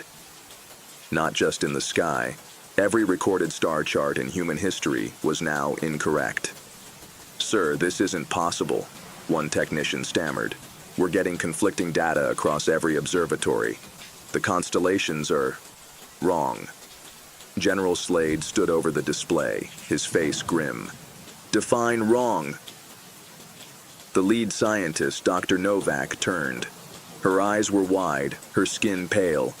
"They've moved, and not by light years." She swallowed hard. "The entire cosmos has rearranged itself." Slade's blood ran cold. "That's not possible." "It shouldn't be," Novak whispered. "But something is rewriting the very fabric of our universe." She pulled up another display, one showing a deep-sea scan of the Atlantic anomaly. "General, I think we're not just dealing with something ancient." She hesitated. "I think we're dealing with something older than time itself." Monroe and Catherine reached the edge of the jungle, except it wasn't the jungle anymore. The landscape had changed. They were standing at the edge of an impossible city. Massive cyclopean towers jutted from the earth, built from a black stone that hummed with unnatural energy. The structures were wrong, tilted at impossible angles, curving in ways that defied geometry. Catherine clutched Monroe's arm. "This isn't Earth," she whispered. "Not anymore." Monroe exhaled, staring up at the sky. The moon was gone. In its place, something vast loomed, an eye, burning with the golden fire, staring down at them. Then their voice returned. "You have broken the seals. Now the world must be remade." Across the world the seas churned. Tsunamis engulfed entire coastlines. Cities fell silent as the Kent stars continued to move. Something was rewriting reality, and there was no stopping it. The city before them pulsed with an impossible presence. It was not ruins. It was alive. The buildings shifted as if they were breathing, their surfaces rippling like liquid obsidian. Massive glyphs crawled across the walls, symbols that should have been static, but were constantly rewriting themselves. Catherine clutched Monroe's arm. "This place..." Her voice was barely above a whisper. "Elias, I don't think it's just ancient." Monroe exhaled slowly, his grip tightening around the codex. "It's not. The city wasn't from the past. It was from a time that should never have been, and it was returning. Beneath them, the earth trembled. Far away, a horn sounded. A sound so deep, so vast, that it seemed to vibrate through the very fabric of existence. Then, the sky cracked open. At NASA headquarters, the room was in chaos. "We're losing satellites!" a technician shouted. General Slade watched as the feed from space was flickered, then vanished. One by one, every orbital telescope, every probe, every device that had been watching the stars went dark. Dr. Novak clutched her headset. "We just lost contact with the ISS." Slade's voice was tight. "Tell me what's happening." Novak turned, her face pale. "Sir, space is collapsing." Slade stared at her. "Explain." She swallowed hard. "Our instruments no longer detect anything. No planets, no galaxies, just..." She hesitated. "The void." Slade's heart pounded. "You're telling me the universe is just gone?" Novak's voice was barely a whisper. "No, I'm saying that something else is replacing it." Monroe and Catherine stood frozen as the Saturn sky burned. Above them, the sun stars warped, twisting into spirals of golden flame. The constellations shifted like living things, forming symbols that had no human meaning. Then the city moved. The towers unfolded, twisting and rearranging themselves into new shapes, as if reality itself was being rewritten. Catherine took a shaky breath. "Elias, we have to..." Then the waste voice returned. It did not speak in words. It spoke in truths. "You have broken the order. The old world must be unmade." Monroe fell to his knees as visions flooded his mind. Not images, not memories, but rewritten possibilities. The world resetting. The oceans boiling away. The lands shifting, reshaping, becoming something new. Reality itself folding, unraveling, twisting into something else. And at the center of it all, the Devourer. A being without form. A presence, older than time. It had no shape because it had never needed one. It had existed before the concept of matter had ever been spoken into existence. And now, it was here. Monroe unscreamed. Across the world, the unraveling accelerated. In Tokyo, the west skyscrapers stretched upward, twisting into impossible angles, becoming spires of black stone. In Cairo, the pyramids cracked, revealing new structures. Beneath them, older than history, built for something that was now returning. In New York, the oceans withdrew, revealing colossal stairways, leading downward into a void where the sea should have been. And in the Vatican, the robed figures knelt in silence, watching as their shadows no longer matched their bodies. One of them whispered, his voice trembling, "It is no longer the world we knew." The leader turned, his eyes completely gold. No, his voice was filled with something ancient. "It is becoming the world it was always meant to be." Monroe staggered to his feet, the codex in his hand, burned. It was no longer an artifact. It was a map. A guide into the new order, and he could not feel it. This wasn't just an apocalypse. It was a replacement. Everything they had ever known was being rewritten into a shape that had existed before history, before mankind, before time itself. Catherine gripped his wrist, shaking him. "Elias, listen to me. If we don't do something, there won't be anything left." Monroe met her eyes. He had seen the visions, and he knew. It was already too late. Far beneath the Atlantic, the Devourer rose. It had no shape. It had no form. It was. The ocean folded around it, the very concept of water and space warping in its presence. It once stretched. It expanded, and it opened its eyes. Eyes that had watched civilizations rise and fall. Eyes that had seen the birth of stars and the death of gods. And as it gazed upon the world once more, it spoke. Not with sound, not with words, but with reality itself. And the world bent in response. Monroe knew what came next. The Codex had told him, this wasn't the first time. This had happened before.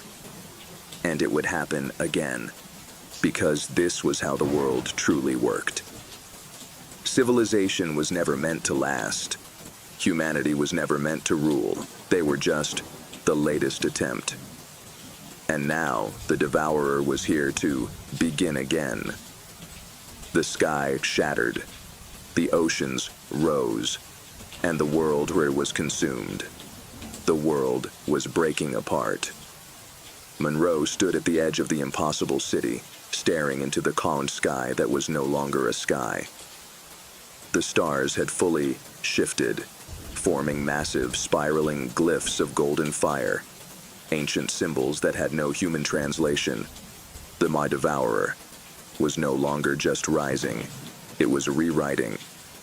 Across the horizon, the My Ocean was folding inward, collapsing into vast voids of nothingness, revealing the structures that had never been meant to be seen again. Massive, cyclopean towers of obsidian jutted from the depths, humming with a resonance that vibrated through the bones of the earth. And above it all, the Devourer watched. It was not a single entity. It was a presence, a force that had existed and before existence itself. It did not rage. It did not hate. It simply was. And now, it was undoing everything that had come after it. In Washington, D.C., General Slade stood in the underground war room staring at the last remaining satellite feed. What he saw should not have been possible. The entire Atlantic Ocean was gone. Not drained, not vaporized, simply gone. And in its place was something else. A landscape of shifting stone, colossal towers stretching into the sky, replacing reality itself. "We've lost Europe," one of his officers whispered. "Everything past the eastern seaboard is..." She didn't finish. The air shook. Then, a sound so vast, so deep, the walls of the Pentagon cracked. Not an explosion, not an impact, nor a word name. Something that had never been spoken by human tongues, but something that had always been waiting. The Devourer had declared itself, and reality answered. Monroe fell to his knees. The Codex pulsed in his hands, its golden glow flickering, as if struggling to stay real. Catherine gripped his shoulder, her breath ragged. "There has to be a way to stop this," Monroe exhaled. "We were never meant to stop it." She shook her head. "Elias, no, Catherine." He turned to her, his eyes filled with something more than fear. Something horrible. Understanding. The world was never supposed to last. He lifted the Codex. The pages had changed. The ancient script was no longer the same warnings, the same prophecies. It was now instructions. A pawn guide. Not on how to stop the Devourer, but on how to survive what came next. He looked up at Catherine, the knowledge burning into his mind. "This is the reset." She took a step back. "Elias, what are you saying?" He turned the Codex toward her, his voice hollow. "This has happened before." Her face paled. "No. Yes." Monroe stood, his breath shallow. Atlantis wasn't a civilization. He turned toward the Devourer, watching as the sky itself ripped apart, folding inward like fabric, revealing something older, deeper, beyond human comprehension. It was the last world. Catherine shook her head, backing away. Monroe took a slow breath, staring at the pages of the Codex.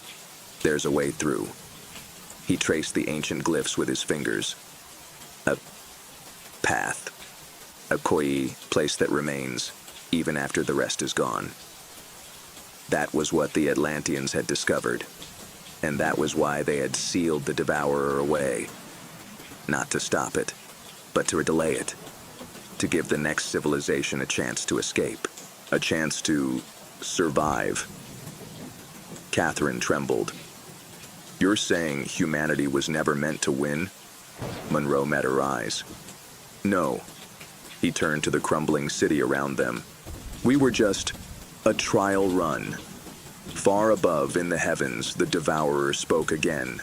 Not in words, not in sound, but in absolute truth. And the world ceased to be. The last survivors stood at the threshold of the impossible. The Codex had shown them the way.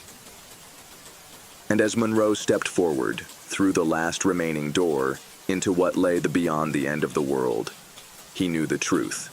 This was not the end. This was only the beginning.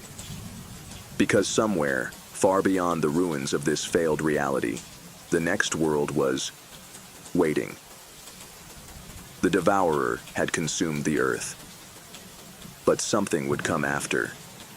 It always did, because this was the Cawdorn cycle. And it would never end. Monroe's last memory of Ninth Earth was the sky breaking apart, the Devourer speaking reality into oblivion. Then, silence. Not the absence of sound, but the absence of everything. No air, no sky, no weight, just existence resetting. And then, he awoke. Monroe gasped, his lungs wide burning, as though he had been drowning. His body convulsed as he lurched forward, fingers clawing against rough, warm stone. He was alive. But where? He pushed himself up, blinking rapidly.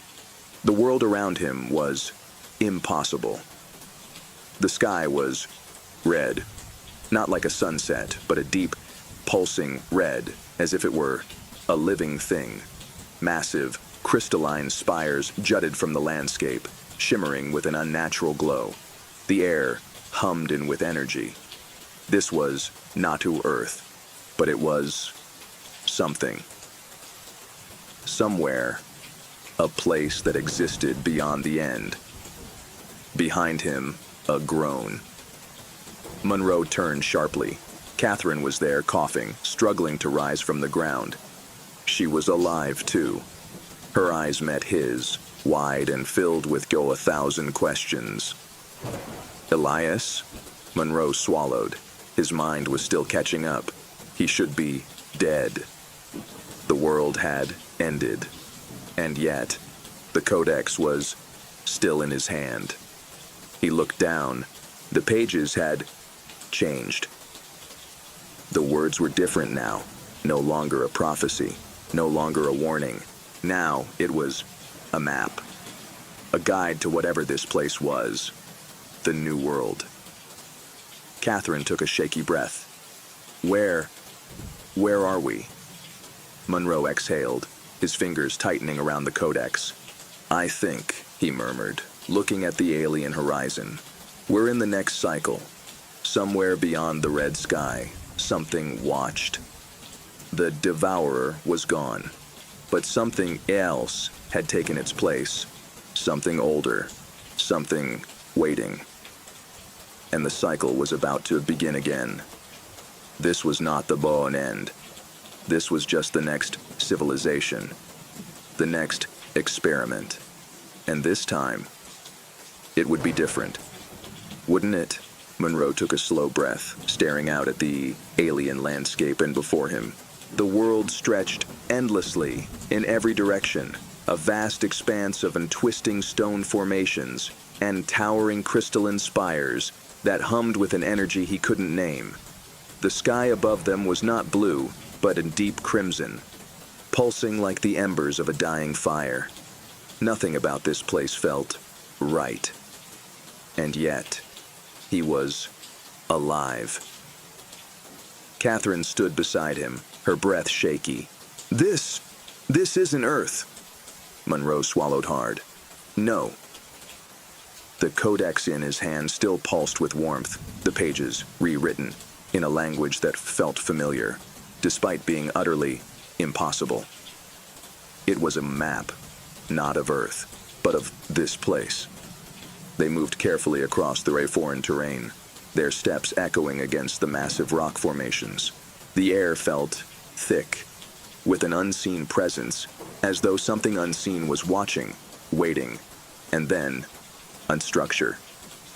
It loomed in the distance, a massive spiraling tower, made of a substance that seemed neither stone nor metal. It shifted, twisting subtly, as though it was both solid and alive. Catherine's voice was hushed. That thing is on the map. Monroe nodded. The T-Codex had led them here. But why? Deep beneath the shifting red sky, something stirred. It was not the Devourer. That entity had done its part, had to reset the cycle. But this place, this world, it belonged to something else. And it had been waiting for them. They reached the tower. It was even larger up close, its walls carved with symbols older than anything they had ever seen. The air around it felt charged. Monroe ran his fingers along the tree glowing inscriptions. The moment he touched them, his mind exploded. Visions, a city, not of Earth, but of this place. A people, tall, robed figures with golden eyes, moving through streets paved with living stone. They had built this. They had lived here. They had known. And then, a great collapse. Not an invasion. Not a war. Something else. Something that had been waiting in the void beyond cycles. Something that had not been erased when the last world fell. Something that was still here. Watching. Waiting. Hungry. Monroe staggered back, gasping. Catherine caught him. What did you see? He stared at her, the truth burning behind his eyes. This isn't the first time. Her expression tightened. What? He turned toward the tower, his hands trembling. This place, these people, they were the civilization before Atlantis. Catherine froze. Monroe swallowed hard. This is where the last survivors of the previous cycle ended up. He turned back to the inscriptions, running his fingers over the ancient glyphs. And I think they left us a warning. Catherine's voice was barely a whisper. About what? Monroe exhaled. About what comes after the Devourer. The sky rippled. Somewhere in the distance, a sound rumbled through the land. Not thunder, not wind, something else. Something coming. Far beyond their sight, deep beneath the surface of this new world, something began to wake. It had been waiting, watching. And now, the cycle had begun again. And it was hungry. Monroe's breath was slow, controlled. The last time he had felt this way was when he stood before the vault of Atlantis, realizing he had unleashed something that was never meant to return. But this was different. The Codex had changed. Before it had guided him to Atlantis.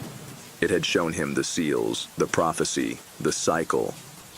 Now, it was leading him somewhere else. To something else. Catherine ran her fingers along the glyphs on the spiraling tower, her face twisted in deep concentration. These symbols, they tell a story. Monroe looked at her. What kind of story? She swallowed. One that was never supposed to be told. Deep beneath the surface of this new world, something shifted. It had no name. The Atlanteans had tried to name it, but language had failed them. They had trapped it, But time had eroded their prison, and now it was watching again, waiting, because the new cycle had begun, and with it, a new prey. Catherine traced the carvings with trembling fingers. Elias, these symbols talk about the devourer. They knew about it. Monroe nodded. Makes sense. If this was the world before Atlantis, then... She cut him off, her voice tight. No, you don't understand. She stepped back from the wall, turning to face him. The devourer wasn't the real threat. Monroe stilled. His mind reeled. What? Catherine gestured to the symbols. Look, it says the devourer set the world. But it didn't do it on its own. It was controlled. Guided. She pointed to the final glyph. A king's spiral of eyes, surrounded by writhing tendrils. Something that had been watching the cycle from the very beginning. A force that was never erased. A force that was still or here, waiting for them. Monroe's voice was dry. This isn't the end of the cycle. He turned to face the shifting city. It's a trap. The ground trembled. A distant sound echoed across the landscape, deep, resonating, inhuman. Something ancient had noticed them, and now it was coming. In the ruins of the last civilization, deep in the core of this broken world, something uncoiled. It had waited for this moment. The cycle was not about resetting. It was about feeding. And now, there were the new minds down to consume. The Codex had led them, here bound for a reason.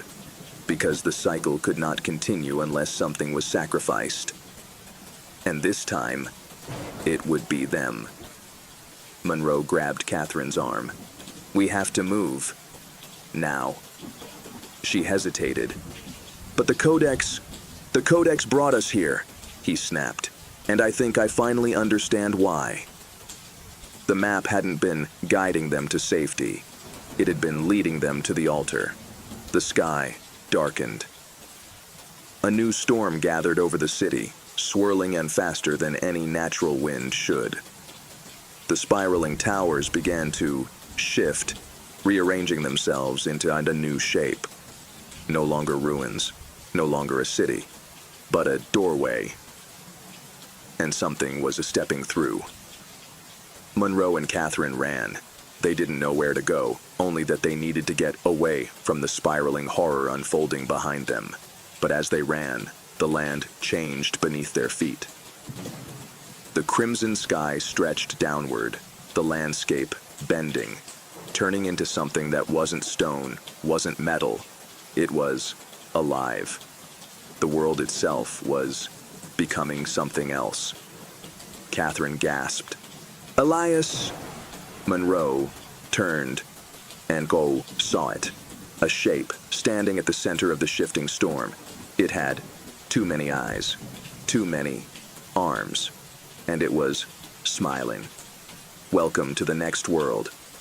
The smiling thing stood in the distance, its and too many eyes unblinking, its shape constantly shifting. It wasn't like the devourer. The devourer had been an end, a force that reset existence, ensuring the cycle continued. But this was something outside the cycle, something that had been a watching, something that had been waiting, and now it had noticed them. Monroe staggered backward. The landscape was still changing, the towers twisting, the sky bending into shapes that shouldn't exist. Catherine's voice was hoarse. Elias, what is that? Monroe swallowed, gripping the Codex. The symbols were still shifting, rewriting themselves faster than he could process. I don't know, he whispered. But I think... His breath caught. The Codex had stopped changing. For the first time since Atlantis, since the world had ended, the symbols had settled. And now, they formed a name. A name older than the Devourer. A name that had never been spoken in any cycle before. a name that should never be spoken. The thing in the distance tilted its head. Then it spoke. "You are not supposed to be here. Far beyond the ruins of this forgotten world, something moved. It was neither matter nor energy. It was neither alive nor dead. It was the observer. It had watched as countless civilizations rose and fell. It had watched as each world was wiped away and rebuilt. But never had something survived beyond the end. Until now. Until them. And that meant something had gone wrong. Monroe took a slow breath, forcing his mind to focus. The thing before them wasn't attacking, not yet. It was waiting. Catherine's voice was shaking. "Elias, do you feel that?" He did. The pressure in the air. The way reality itself seemed to be questioning its own existence, like the universe was hesitating. The thing took a step forward, its many arms unfolded, its form stretching, unraveling into something vast. It was not bound by shape. It was not bound by time. And now, it wanted to understand why they were still here. "You were supposed to end." Monroe's pulse pounded in his ears. The Ron Codex pulsed in his hands. The words shifted one final time. And now they formed a single sentence. "Run." The my sky collapsed. The towers shattered, spiraling upward in a vortex of broken geometry. The world folded inward, warping into shapes that defied logic. The Wee Thing Shoe reached forward, reality, banter in its grasp, and Monroe ran. He grabbed Catherine's hand, dragging her with him as the tray landscape around them dissolved. There was nowhere to go. This world was not a place. It was a question. And the thing that ruled it wanted answers. In the deepest part of this world, beyond the structures of the last civilization, beyond the remnants of what came before Atlantis, something ancient stirred. It was the final remnant, the last secret, a place beyond cycles, beyond resets, beyond gods. And Monroe was running straight toward it. The Codex knew the way, because it had been written for this moment. And the only way to escape was to find the thing older than the cycle itself. Though a one thing the observer feared. Though a true first civilization. The ones who had tried to break the cycle and had been erased. Behind them, the what thing smiled. It did not chase them. It did not need to, because no one had ever escaped this place. And Monroe and Catherine would be no different. Would they? They ran. The world around them dissolved, shifting between realities, rewriting itself as they moved. Monroe could feel it. The way the ground beneath him was changing, as if it had never truly existed in the first place. That the thing behind them did not chase. It didn't have to. It was the world. And it was watching. Catherine stumbled, nearly falling as the landscape twisted. Entire chunks of floating ruins, drifting past them like islands on an invisible sea. Monroe gritted his teeth, gripping the Ma Codex John tightly as it pulsed. It was leading them. Somewhere. Somewhere that still existed outside the cycle. Somewhere, the thing behind them feared. Deep beneath the shifting land, something awoke.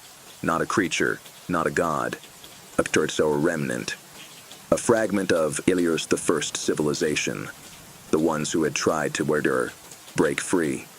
They had been erased. Their world had been consumed. But something of them remained. And now, it had felt Monroe's presence. And it was waiting. Monroe and Catherine reached the wedge of the world, Before them, a great chasm stretched into infinity. Beyond it, nothing. No sky, no land, no light, just an absence. A void that had never been unfilled. The codex pulsed again, its symbols shifting. Monroe's breath caught. This isn't just a place. Catherine turned to him, eyes wide. Then what is it? He exhaled. It's where they hid. Far behind them, the Wenthing smiled. It had let them run. Because it knew there was no escape. There never had been. And soon, they would Randu understand that too. Soon, they would see what happened to those who defied the cycle. Soon, they would know why nothing had ever truly survived beyond the end. Because the thing that had watched was not the worst of it. The worst had been waiting, beyond the void. And now, it was waking up. Monroe stood at the edge of existence. The chasm before him was not just a void. It was an absence. A wound in reality. Something that had never been filled. The codex trembled in his grip. It was guiding him forward. Beyond the edge. Into the unknown. Catherine's voice was tight. Elias, this isn't a place. He swallowed. No, it's something worse. She turned to him, fear in her eyes. Then why is the codex leading us here? Monroe exhaled. Because this is where the first ones went. The ones who tried to break free. The ones who failed. Far behind them, the Watcher stood at the shifting edge of the ruined world, its countless eyes fixed upon them. It did not move. It did not need to. Because it knew. They were already dead. Because the thing that lived beyond the void was not a savior. It was something else. Something that had been forgotten, even by time itself. And now, it was about to wake up. Monroe took a deep breath. The void was pulling at him. It wasn't just empty space. It was something alive, something sentient. And the codex wanted them to one step inside. Catherine gritted her teeth. Tell me we're not doing this. Monroe looked at her. If we stay here, the Watcher takes us. He turned back to the nagged infinite blackness. If we go forward, maybe we find the ones who tried to escape. He stepped forward and fell. The void swallowed him whole. No light, no sound, no time, just falling, falling, falling. He awoke to whispers. Not from the Watcher, not from the Devourer. Something else.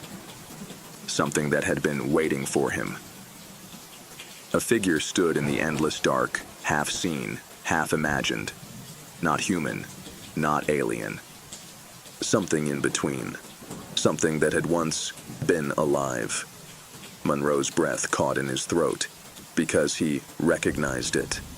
Not the face, not the form, but the eyes. They were the same as his, and when the figure spoke, it was on his own voice. You shouldn't have come here. The figure in the darkness stared at him with set in his own eyes.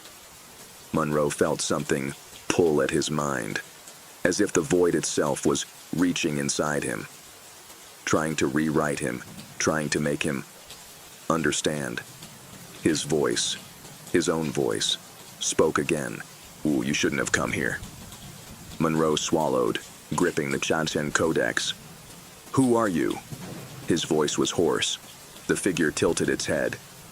I was you? A long time ago. The words twisted inside his skull. I was you. Not, I am you. Not, I will be you. I was you. Something cold slithered through his chest. What does that mean?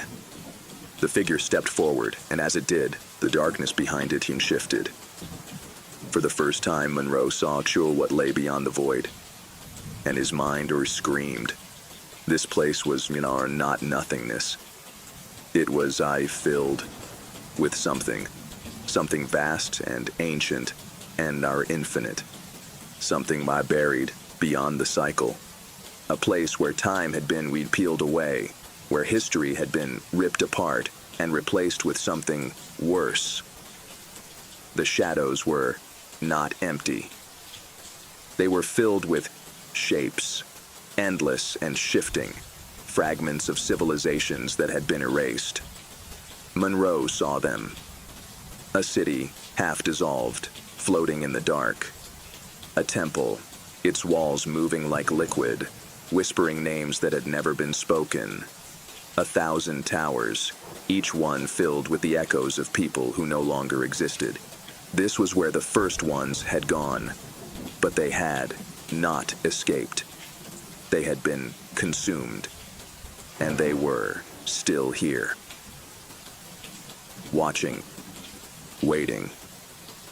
The figure that was him took another step forward. You thought you were the first to reach this place. Monroe's chest tightened. No, he whispered. No, that's not possible. The figure smiled. And suddenly, Monroe understood. This was the final secret. This cycle wasn't just resetting worlds. It was resetting people. Monroe had been here before. Not once, not twice, but again and again and again. Every cycle he had reached this place, and every time, he had failed. Far beyond the void, something was stirred. Something old. Older than the cycle. Older than the devourer. Older than history. The thing that had been waiting beyond all existence. It had noticed him, and now it was reaching for him. The codex burned one. In Monroe's grip, the pages were disappearing, not being erased, not being destroyed, being rewritten. Because this was the moment he had always reached, the moment where he had always failed, the moment where he had to make a choice. The thing in the void it whispered, not in words, not in thoughts, but in possibilities. It showed him versions of himself, scattered across cycles, thousands of him, millions, each one reaching this place, each one choosing wrong, each one lost. This is the end. The voice whispered, make your choice. And Monroe knew this was the sure only chance, the only way to break free. But he had to decide, now, before the void took him, before he became nothing. Again, Monroe's mind spun. As the weight of sheer infinity pressed down on him, he saw himself. 1,000 versions, 1,000,000 echoes, all standing right where he was now. All of them had chosen, and all of them had failed. The figure that was him took another step forward, its form flickering like a dying star. You don't remember, do you? Monroe clenched his fists. The codex was fading in his hands, its symbols dissolving into the dark. He had to choose, but he didn't even know what the choice was. Catherine's voice pierced the void. Elias! Monroe turned. She was still there, still real. Her breath ragged, her body shaking under the weight of the place that should not exist. She grabbed his arm. Don't listen to it. Whatever this is, whatever's happening, you can break it. Monroe stared at her. Could he? Or was she just another gear echo, another piece of the cycle that was meant to repeat forever? Beyond the void, the Watcher remained still. It had seen this moment before. It had watched Monroe make his choice over and over in every cycle, and every time, Monroe had made the wrong one, because the truth was simple.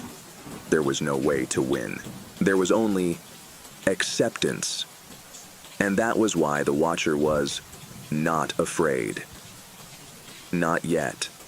The thing beyond the void whispered again, shifting through realities, offering him glimpses of what could be. A world where he stayed, a world where he became part of it, a world where he ceased to be, or a world where he ran, where he left everything behind, where he escaped. But had anyone ever escaped? Had Monroe ever made it out? Or was that just another illusion? Another lie? Catherine's grip tightened. Elias. Choose. The void shuddered. The world around him began to collapse. The final moment had come. This time, would Monroe break the cycle? Or would he fall again? The void shuddered. Monroe felt reality collapsing around him, the weight of every past failure pressing against his mind. The figure that was him watched in silence. You've already lost. Monroe gritted his teeth. No. The codex was almost gone, its symbols disintegrating ease into the blackness. Catherine held his arm tight, her pulse racing against his skin. Elias. Choose. But that was the problem. There was no right choice, because every cycle had ended this way. The void, the decision, the failure. He had never won, because he had always tried to choose. And that was the trap. The cycle wasn't about choosing. The cycle was about playing by its rules. And the only way to win was to stop playing. Monroe took a slow breath, and for the first time, he let go of the codex, of the fear, of the idea that he could choose at all. He stepped backward, away from the void, away from the choice, and the moment he did, everything shattered. The figure that was him jerked forward, its form glitching, its eyes widening in something Monroe had never seen before. Fear. The void convulsed. The Watcher, the thing that had stood in silence for every cycle before, moved. For the first time, because this had never happened. Monroe had never walked away. He had never refused to choose. He had never broken the rules. Until now. And now, the cycle was cracking. The void collapsed inward. The Watcher screamed. The figure that was him began to disintegrate, reaching out in desperation. No. No! You can't! But Monroe was already gone. He fell, not into a nothingness, not into the sound cycle, but into something new. Something that had never existed before this moment. Something beyond the devourer, the cycle, the void, the choice. For the first time in eternity, Monroe was free. Monroe woke to the sound of ice waves. His eyes opened slowly, the sky above him, blue. Not crimson, not black, just blue. He sat up. A beach stretched before him, the ocean vast and endless. Beside him, Catherine stirred. She was alive. She looked at him, breathless. Where are we? Monroe exhaled. I don't know. He turned toward the horizon. But I think this is the first world. The one that had existed before the cycle began. Before it had all been lost. Before everything had been rewritten. And now, they were the only ones here. And the world was theirs to make. Story 5. The Tomb of the Nameless Pharaoh. The storm howled across the Egyptian desert, whipping against the tents of the archaeological dig site. Dr. Julian Mercer stood at the edge of a newly uncovered stone entrance, his lantern flickering in the wind. He had spent years searching for this. A tomb with no name, no history, no record in any ancient text. It should not exist. And yet, here it was. The discovery had begun with a single artifact, a dust stone tablet, found buried beneath the ruins of an old kingdom temple. The inscriptions were unlike any Julian had ever seen. Hieroglyphs that defied translation. A name erased from time. And a warning, repeated over and over in broken fragments. Do not disturb his rest. Do not speak his name. Do not wake him. The others had laughed. Cursed tombs, ancient superstitions. Julian had ignored it all, because what he had found was too important. And now, as he stood at the threshold of the forgotten tomb, he felt something stir, deep beneath the sand, as if it had been waiting. They pried open the mountain to stone doorway. The passage beyond was cold, unnaturally so. No murals, no inscriptions, only darkness. The workers hesitated. Julian pressed forward. The burial chamber was unlike anything in Egypt. The walls were in smooth black stone, polished to a mirror sheen. The ceiling stretched too high, curving in ways that felt wrong to the human eye. And at the center, a sarcophagus of solid obsidian. It pulsed, not with light, not with sound, but with something felt in the bones. Something alive. Dr. Nadira Al-Masri, the team's linguist, ran her fingers over the inscriptions on the sarcophagus. Her voice was barely a whisper. This script, it's not Egyptian. Julian frowned. Then what is it? She hesitated. It's older. The air grew heavy. Julian felt something press against his mind. A presence. Watching. He stepped forward and placed his hand on the lid, and the tomb screamed. The sarcophagus screamed. Not a sound, a tired vibration. A force that shook the chamber, sending waves of energy rippling through the black stone walls.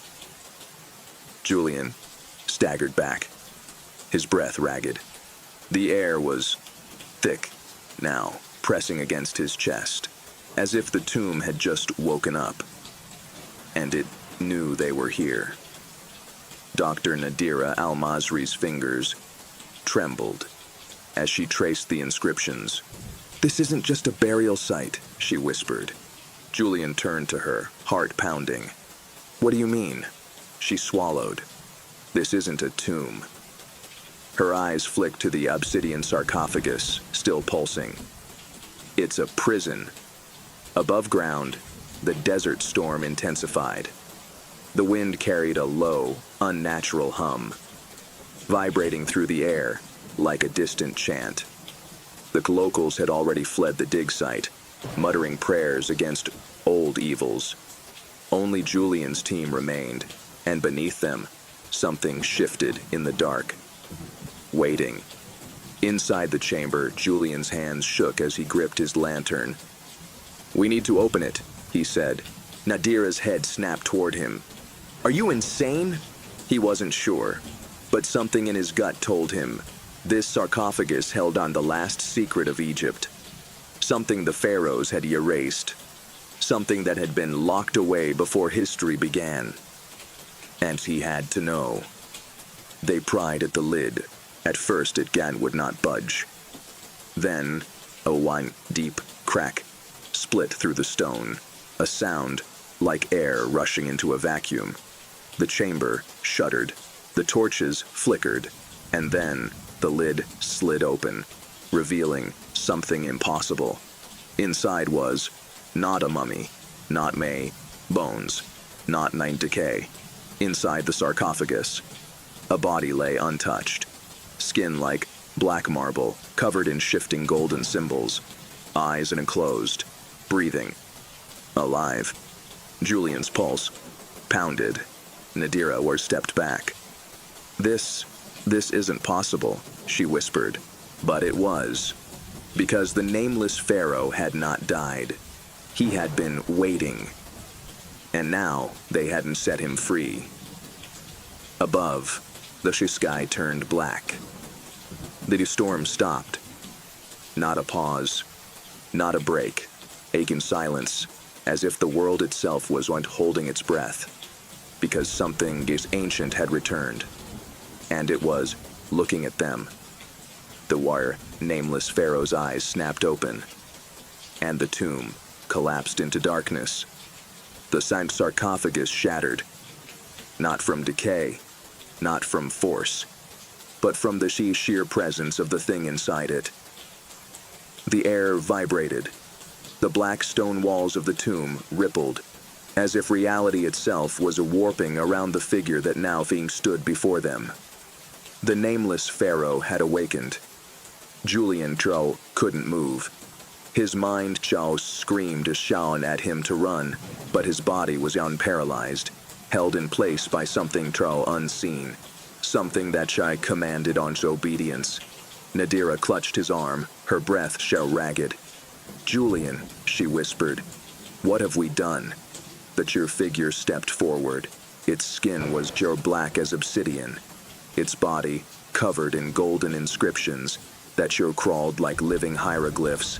It was tall, too tall, and its eyes, they burned with a light older than the sun. The nameless pharaoh had not died. He had been sealed. And now the seal was broken. A voice filled the chamber, not spoken, not whispered, felt. "You have made a mistake." The words crashed into Julian's skull, splitting his thoughts apart, like a chisel through stone. He staggered, gripping his head. This was not a rare human voice. It was something else. Something that had once ruled this land, before the pharaohs. Something that had been erased from history, and now it remembered itself. Above ground, the sky turned red. The sun dimmed, as if something massive had passed between Earth and the heavens. In Cairo, lights flickered. Electronic systems failed. And deep within the Vatican archives, a scroll that had been sealed for 1,000 years burned away, revealing a single phrase written in ancient Greek. "He walks again." Inside the tomb, Julian fought to breathe. The nameless pharaoh stepped closer, its presence pressing against reality like a weight that did not belong. It raised one golden hand, and Julian felt the air around him bend. Time slowed, memories blurred. For a moment he was standing in two places at once. Here, in the tomb, and somewhere else. A temple that no longer existed. A city that had been buried beneath the sands of time. He saw the priests bowing. He saw an empire trembling. He saw a ritual meant to seal away something too powerful to destroy. And then, a single command, spoken in a language that should not exist. A command that had imprisoned the God King beneath the earth. A command that Julian did not know. And now, he was too late. The pharaoh of the nameless dynasty lifted his hand, and reality ripped apart. The tomb shattered. Not from an earthquake, not from time, but from the will of the being inside it. The nameless pharaoh raised his hand, and the air around Julian bent. It was like standing at the edge of a black hole. Space, time, memory. Everything around him was being peeled away. Julian screamed, not in pain, but in sheer overwhelming terror, because he was falling, not into the sand, not into the chamber, but into the past. The world flashed white. And suddenly, he was no longer in the tomb. He was somewhere else. A city, not ruins, not buried. A living, breathing city, towering structures of black stone, carved with golden hieroglyphs that moved like living things. The air was thick with the scent of incense and blood, and all around him, they bowed. Thousands of figures, prostrating before the same being that had just awakened in the tomb, the nameless pharaoh. Except here, he was not nameless. Here, he was king. Julian's mind fractured under the weight of what he was seeing. This was not a vision, not a dream. This was real. The world before, Egypt as it was recorded, before the pyramids of Giza, before the pharaohs of men. This was the first civilization. And its God-King had just returned. The pharaoh's golden eyes turned to Julian, not with rage, not with cruelty, with rare recognition. Because Julian had not just been pulled into the past, he had been remembered, and that meant he had been here before. Above, the Askis trembled. Twin suns burned in the heavens. Not Earth's sun, not Earth's sky. This was a different time, a different world. And now, it was coming back. The nameless pharaoh stepped forward, and he spoke a single word, a word that should not exist, a word that brought the past back into the present. And across the world, the Askis darkened, the stars shifted, and the history of mankind began to unravel. Because this was not Egypt. This was the world before it, and it had never been meant to be remembered. The air was thick with heat and smoke. Julian staggered forward, his breath ragged. The city around him was impossible, not a ruin, not buried beneath the sands of time. It was alive. Towering, black pyramids loomed over vast golden temples, their surfaces pulsing with all-moving hieroglyphs, symbols that shifted and twisted, rewriting themselves in real time. This was not the past as history knew it. This was something older, something erased, and now it had remembered itself. The nameless pharaoh stood before him. His obsidian skin gleamed, golden inscriptions crawling across his body like living ink. Twin suns burned high above, their light casting eerie, shifting shadows across the alien architecture. This was not ancient Egypt. This was the first empire, a civilization that had ruled before mankind, before time, before the world as it was known. And somehow, Julian was part of it. Catherine's voice cut through the haze.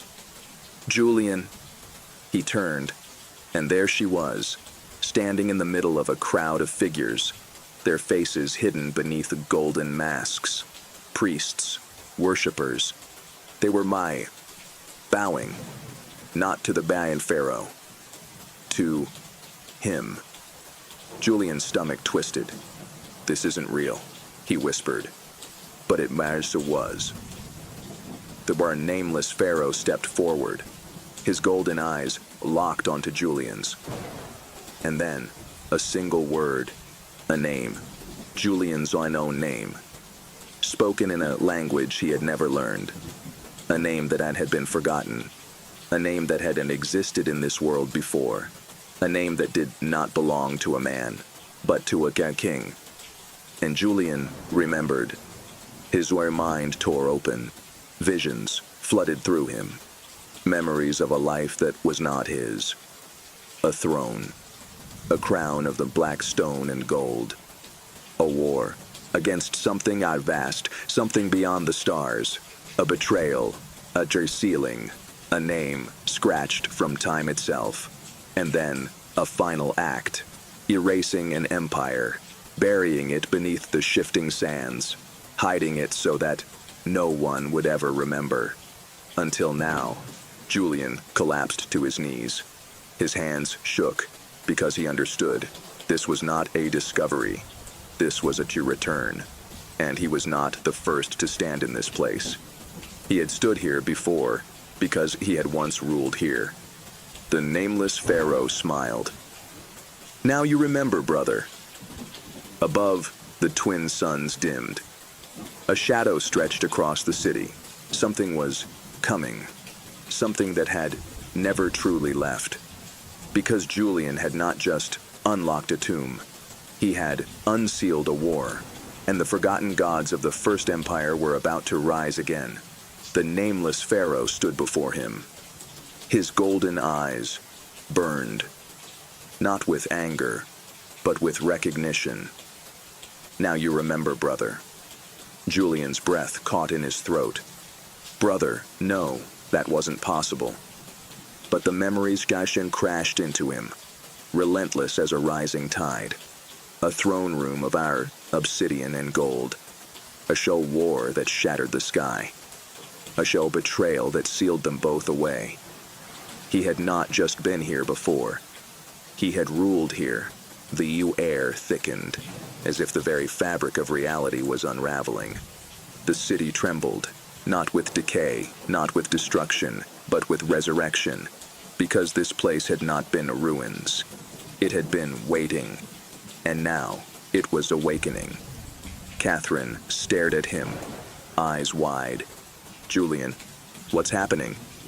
He could barely breathe. "I don't know." But he did. Deep down, he knew. The First Empire had not been destroyed. It had been buried, hidden from time, sealed away by him. And now, that seal was broken. Above them, the stark sky shifted. The sure twin suns dimmed, their light flickering like failing torches. A sure third sun ignited, but it was not a sun. It was an eye, a vast golden eye watching from beyond the heavens. The nameless pharaoh tilted his head and smiled. "They have seen us." Across the modern world, reality fractured. In Cairo, the pyramids of Giza cracked open, revealing hidden chambers that had never been recorded.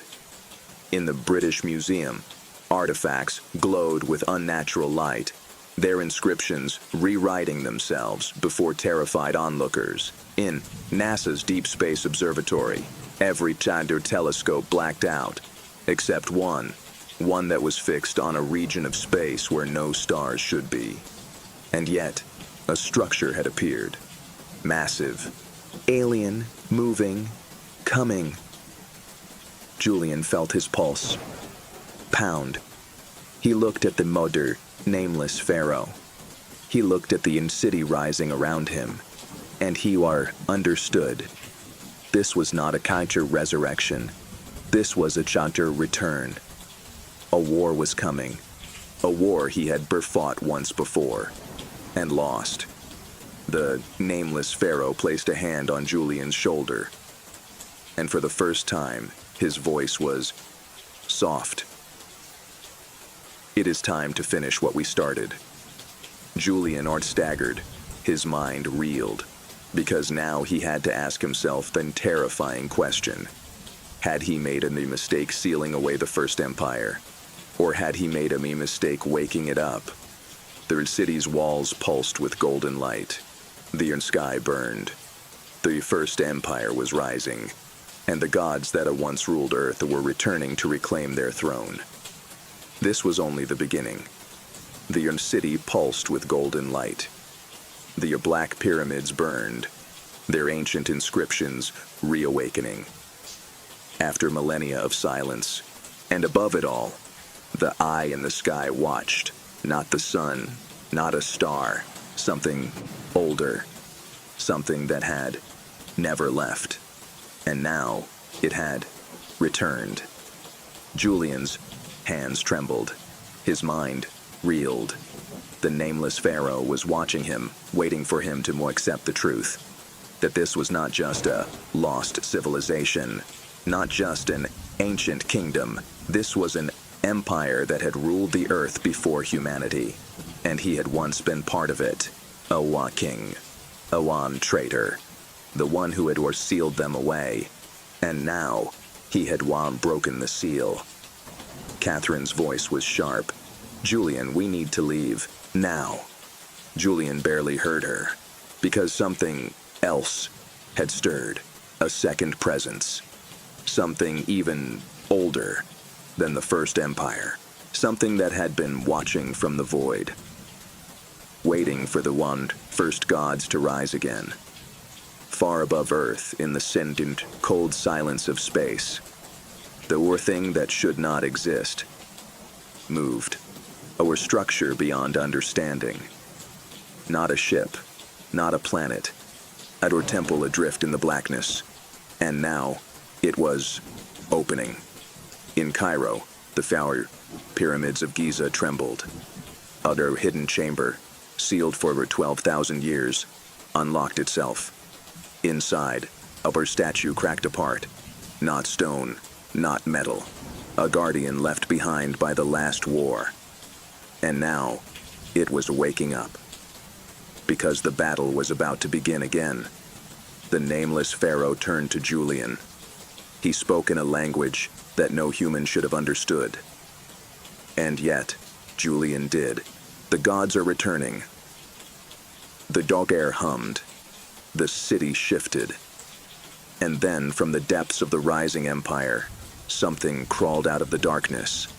Something that had been left behind. Something that even the first gods had feared. And now, it had been remembered. The sky split open, and the war for Earth began. The sky split apart. The sky above the city widened, burning with golden fire. The black pyramids pulsed, their ancient glyphs rewriting reality itself. And from the depths of the necropolis, something crawled upward. Something even the first gods had feared. Something that should never have been remembered.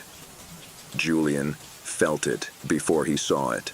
A presence pressing against his mind, vast and endless, like a hole in the universe itself. His thoughts fractured. Memories of his past life as a king clashed with the modern man he had become. He had sealed away the First Empire. He had locked away their gods. But now, something else had slipped through the cracks, and it was older than them all. Catherine's voice was distant, distorted. "Julian, do you hear me? We have to go."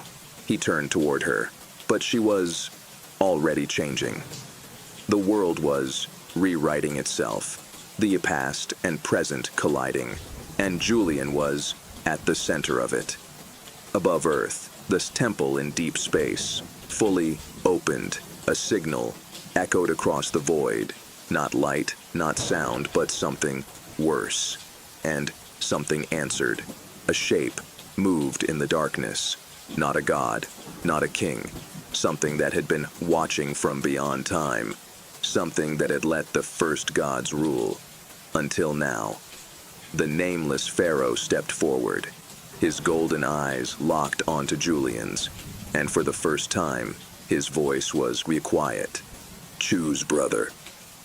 Julian froze. His past was screaming. His future was vanishing. And the world was about to end. The Norse ground split apart. The first gods descended. And the thing that even they feared finally stepped into the world. The last war had once begun, and Julian's choice would decide the fate of everything. The ground split apart. The black pyramids cracked, golden energy unbleeding from their seams. The Narai in the sky burned, its gaze turning toward the thing that had stepped through the rift. And Julian? He stood between two impossibilities. The first gods, and the thing from the void. Both of them waiting. For him. The nameless pharaoh spoke first. His voice was calm, absolute. "Brother, you sealed us away once. Do not make the same mistake again." His golden eyes burned with expectation. He was asking for Gabber loyalty. For Julian to nourish and stand with him, to restore the First Empire, to erase the world that had come after it, to rewrite history in its true form, to undo humanity's reign. And then, the other voice. The thing that had once slipped through the cracks of reality. The thing that even the first gods had feared to name. It did not once speak in words. It spoke in kind thoughts. In raw, unfiltered knowledge. Julian's mind had bent under its weight. Memories flooded back. Visions of before the First Empire. Before the gods. Before in the pyramids, the temples, the stars themselves. Because this thing was older than all of it. It had allowed the first gods to rule. It had allowed the war to happen. And now, it was here to decide the final outcome. Your choice is an illusion, the voice whispered. There is only the return to the void. That a world trembled. The city of the First Empire was coming apart. The war was not going to be fought with armies. It would be fought with one decision. Julian's decision. Catherine reached for him, desperate. Julian, don't listen to them. We can stop this. You can stop this. But could he? Was there anything left to unsave? Or had he simply woken up something that should have stayed buried? 1. Stand with the nameless pharaoh. Restore the First Empire and erase humanity's reign, rewriting history into its true form. 2. Side with the void. Let the oldest power consume everything, resetting the universe into pure silence. 3. And reject them both. Fight to preserve the world as it is, even if it means standing against gods. Julian looked up at the burning sky, at the first gods waiting for their empire to rise again, at the sheer thing from the void, waiting to erase all things, and he knew, whatever choice he made, there was no turning back. The fate of the world, of time itself, rested in his hands. And now, he had to choose, not the first gods, not the void. He rejected them both, because this was not their world anymore. This was his world. And if they wanted to take it, they would have to destroy him first. The nameless pharaoh's golden eyes narrowed. Foolish. The thing in the void shuddered, its presence pressing against reality, whispering in his mind. There is no defiance, only the end. Julian's hands shook. He could feel them tearing at him, both forces pulling him apart. The First Empire demanding his loyalty, the void offering oblivion. And yet, he stood his ground, because he had finally remembered the truth. He was never a god, never a ruler, never a king. He had been a prisoner, the last of the ones who had fought back when the first gods ruled, and he had sealed them away, not to save himself, but to save the world. And now, he would do it again. Julian raised his hands, not in surrender, in defiance. And as he did, the city of the First Empire trembled. Not from power, not from war, from a collapse. Because Julian was not just choosing, he was undoing everything. The black pyramids cracked, the sky burned white. The nameless pharaoh's face twisted in fury. You cannot stop what was. But Julian could. Because history was not theirs to control anymore. It was his. Though our thing in the void screamed. Not in rage, not in fear, but in understanding. It had thought Julian was like the others, that he would fall, that he would choose. But he had done something no one else ever had. He had said, no. And that was the one thing it could not comprehend. The city collapsed. The first gods shattered. The eye in the sky closed. And for the first time in 12,000 years, The world was can-free. Julian woke up to the sound of wind. The sky was blue. The sun was warm. He was lying in the sand, the ruins of the dig site around him. No brass black pyramids, no brass burning constellations, no brass gods. Just Egypt. Just the world as it was meant to be. Catherine knelt beside him, her face pale. "You're alive," she whispered. Julian blinked. "Did we?" She nodded. "It's over." The First Empire was gone. The nameless pharaoh was erased. The void had retreated. And reality had moved on. In Cairo, the pyramids of Giza stood untouched. In the British Museum, the ancient artifacts were silent. And in the deep space observatories, the anomalies in the sky were gone. No gods, no forgotten kings, no impossible civilizations, just history as it was meant to be. Julian exhaled, staring at the sky. "Never again," he whispered. Catherine smiled weakly. "Agreed." And together they stood, leaving the ruins where they belonged. Buried, forgotten, and never to be uncovered again.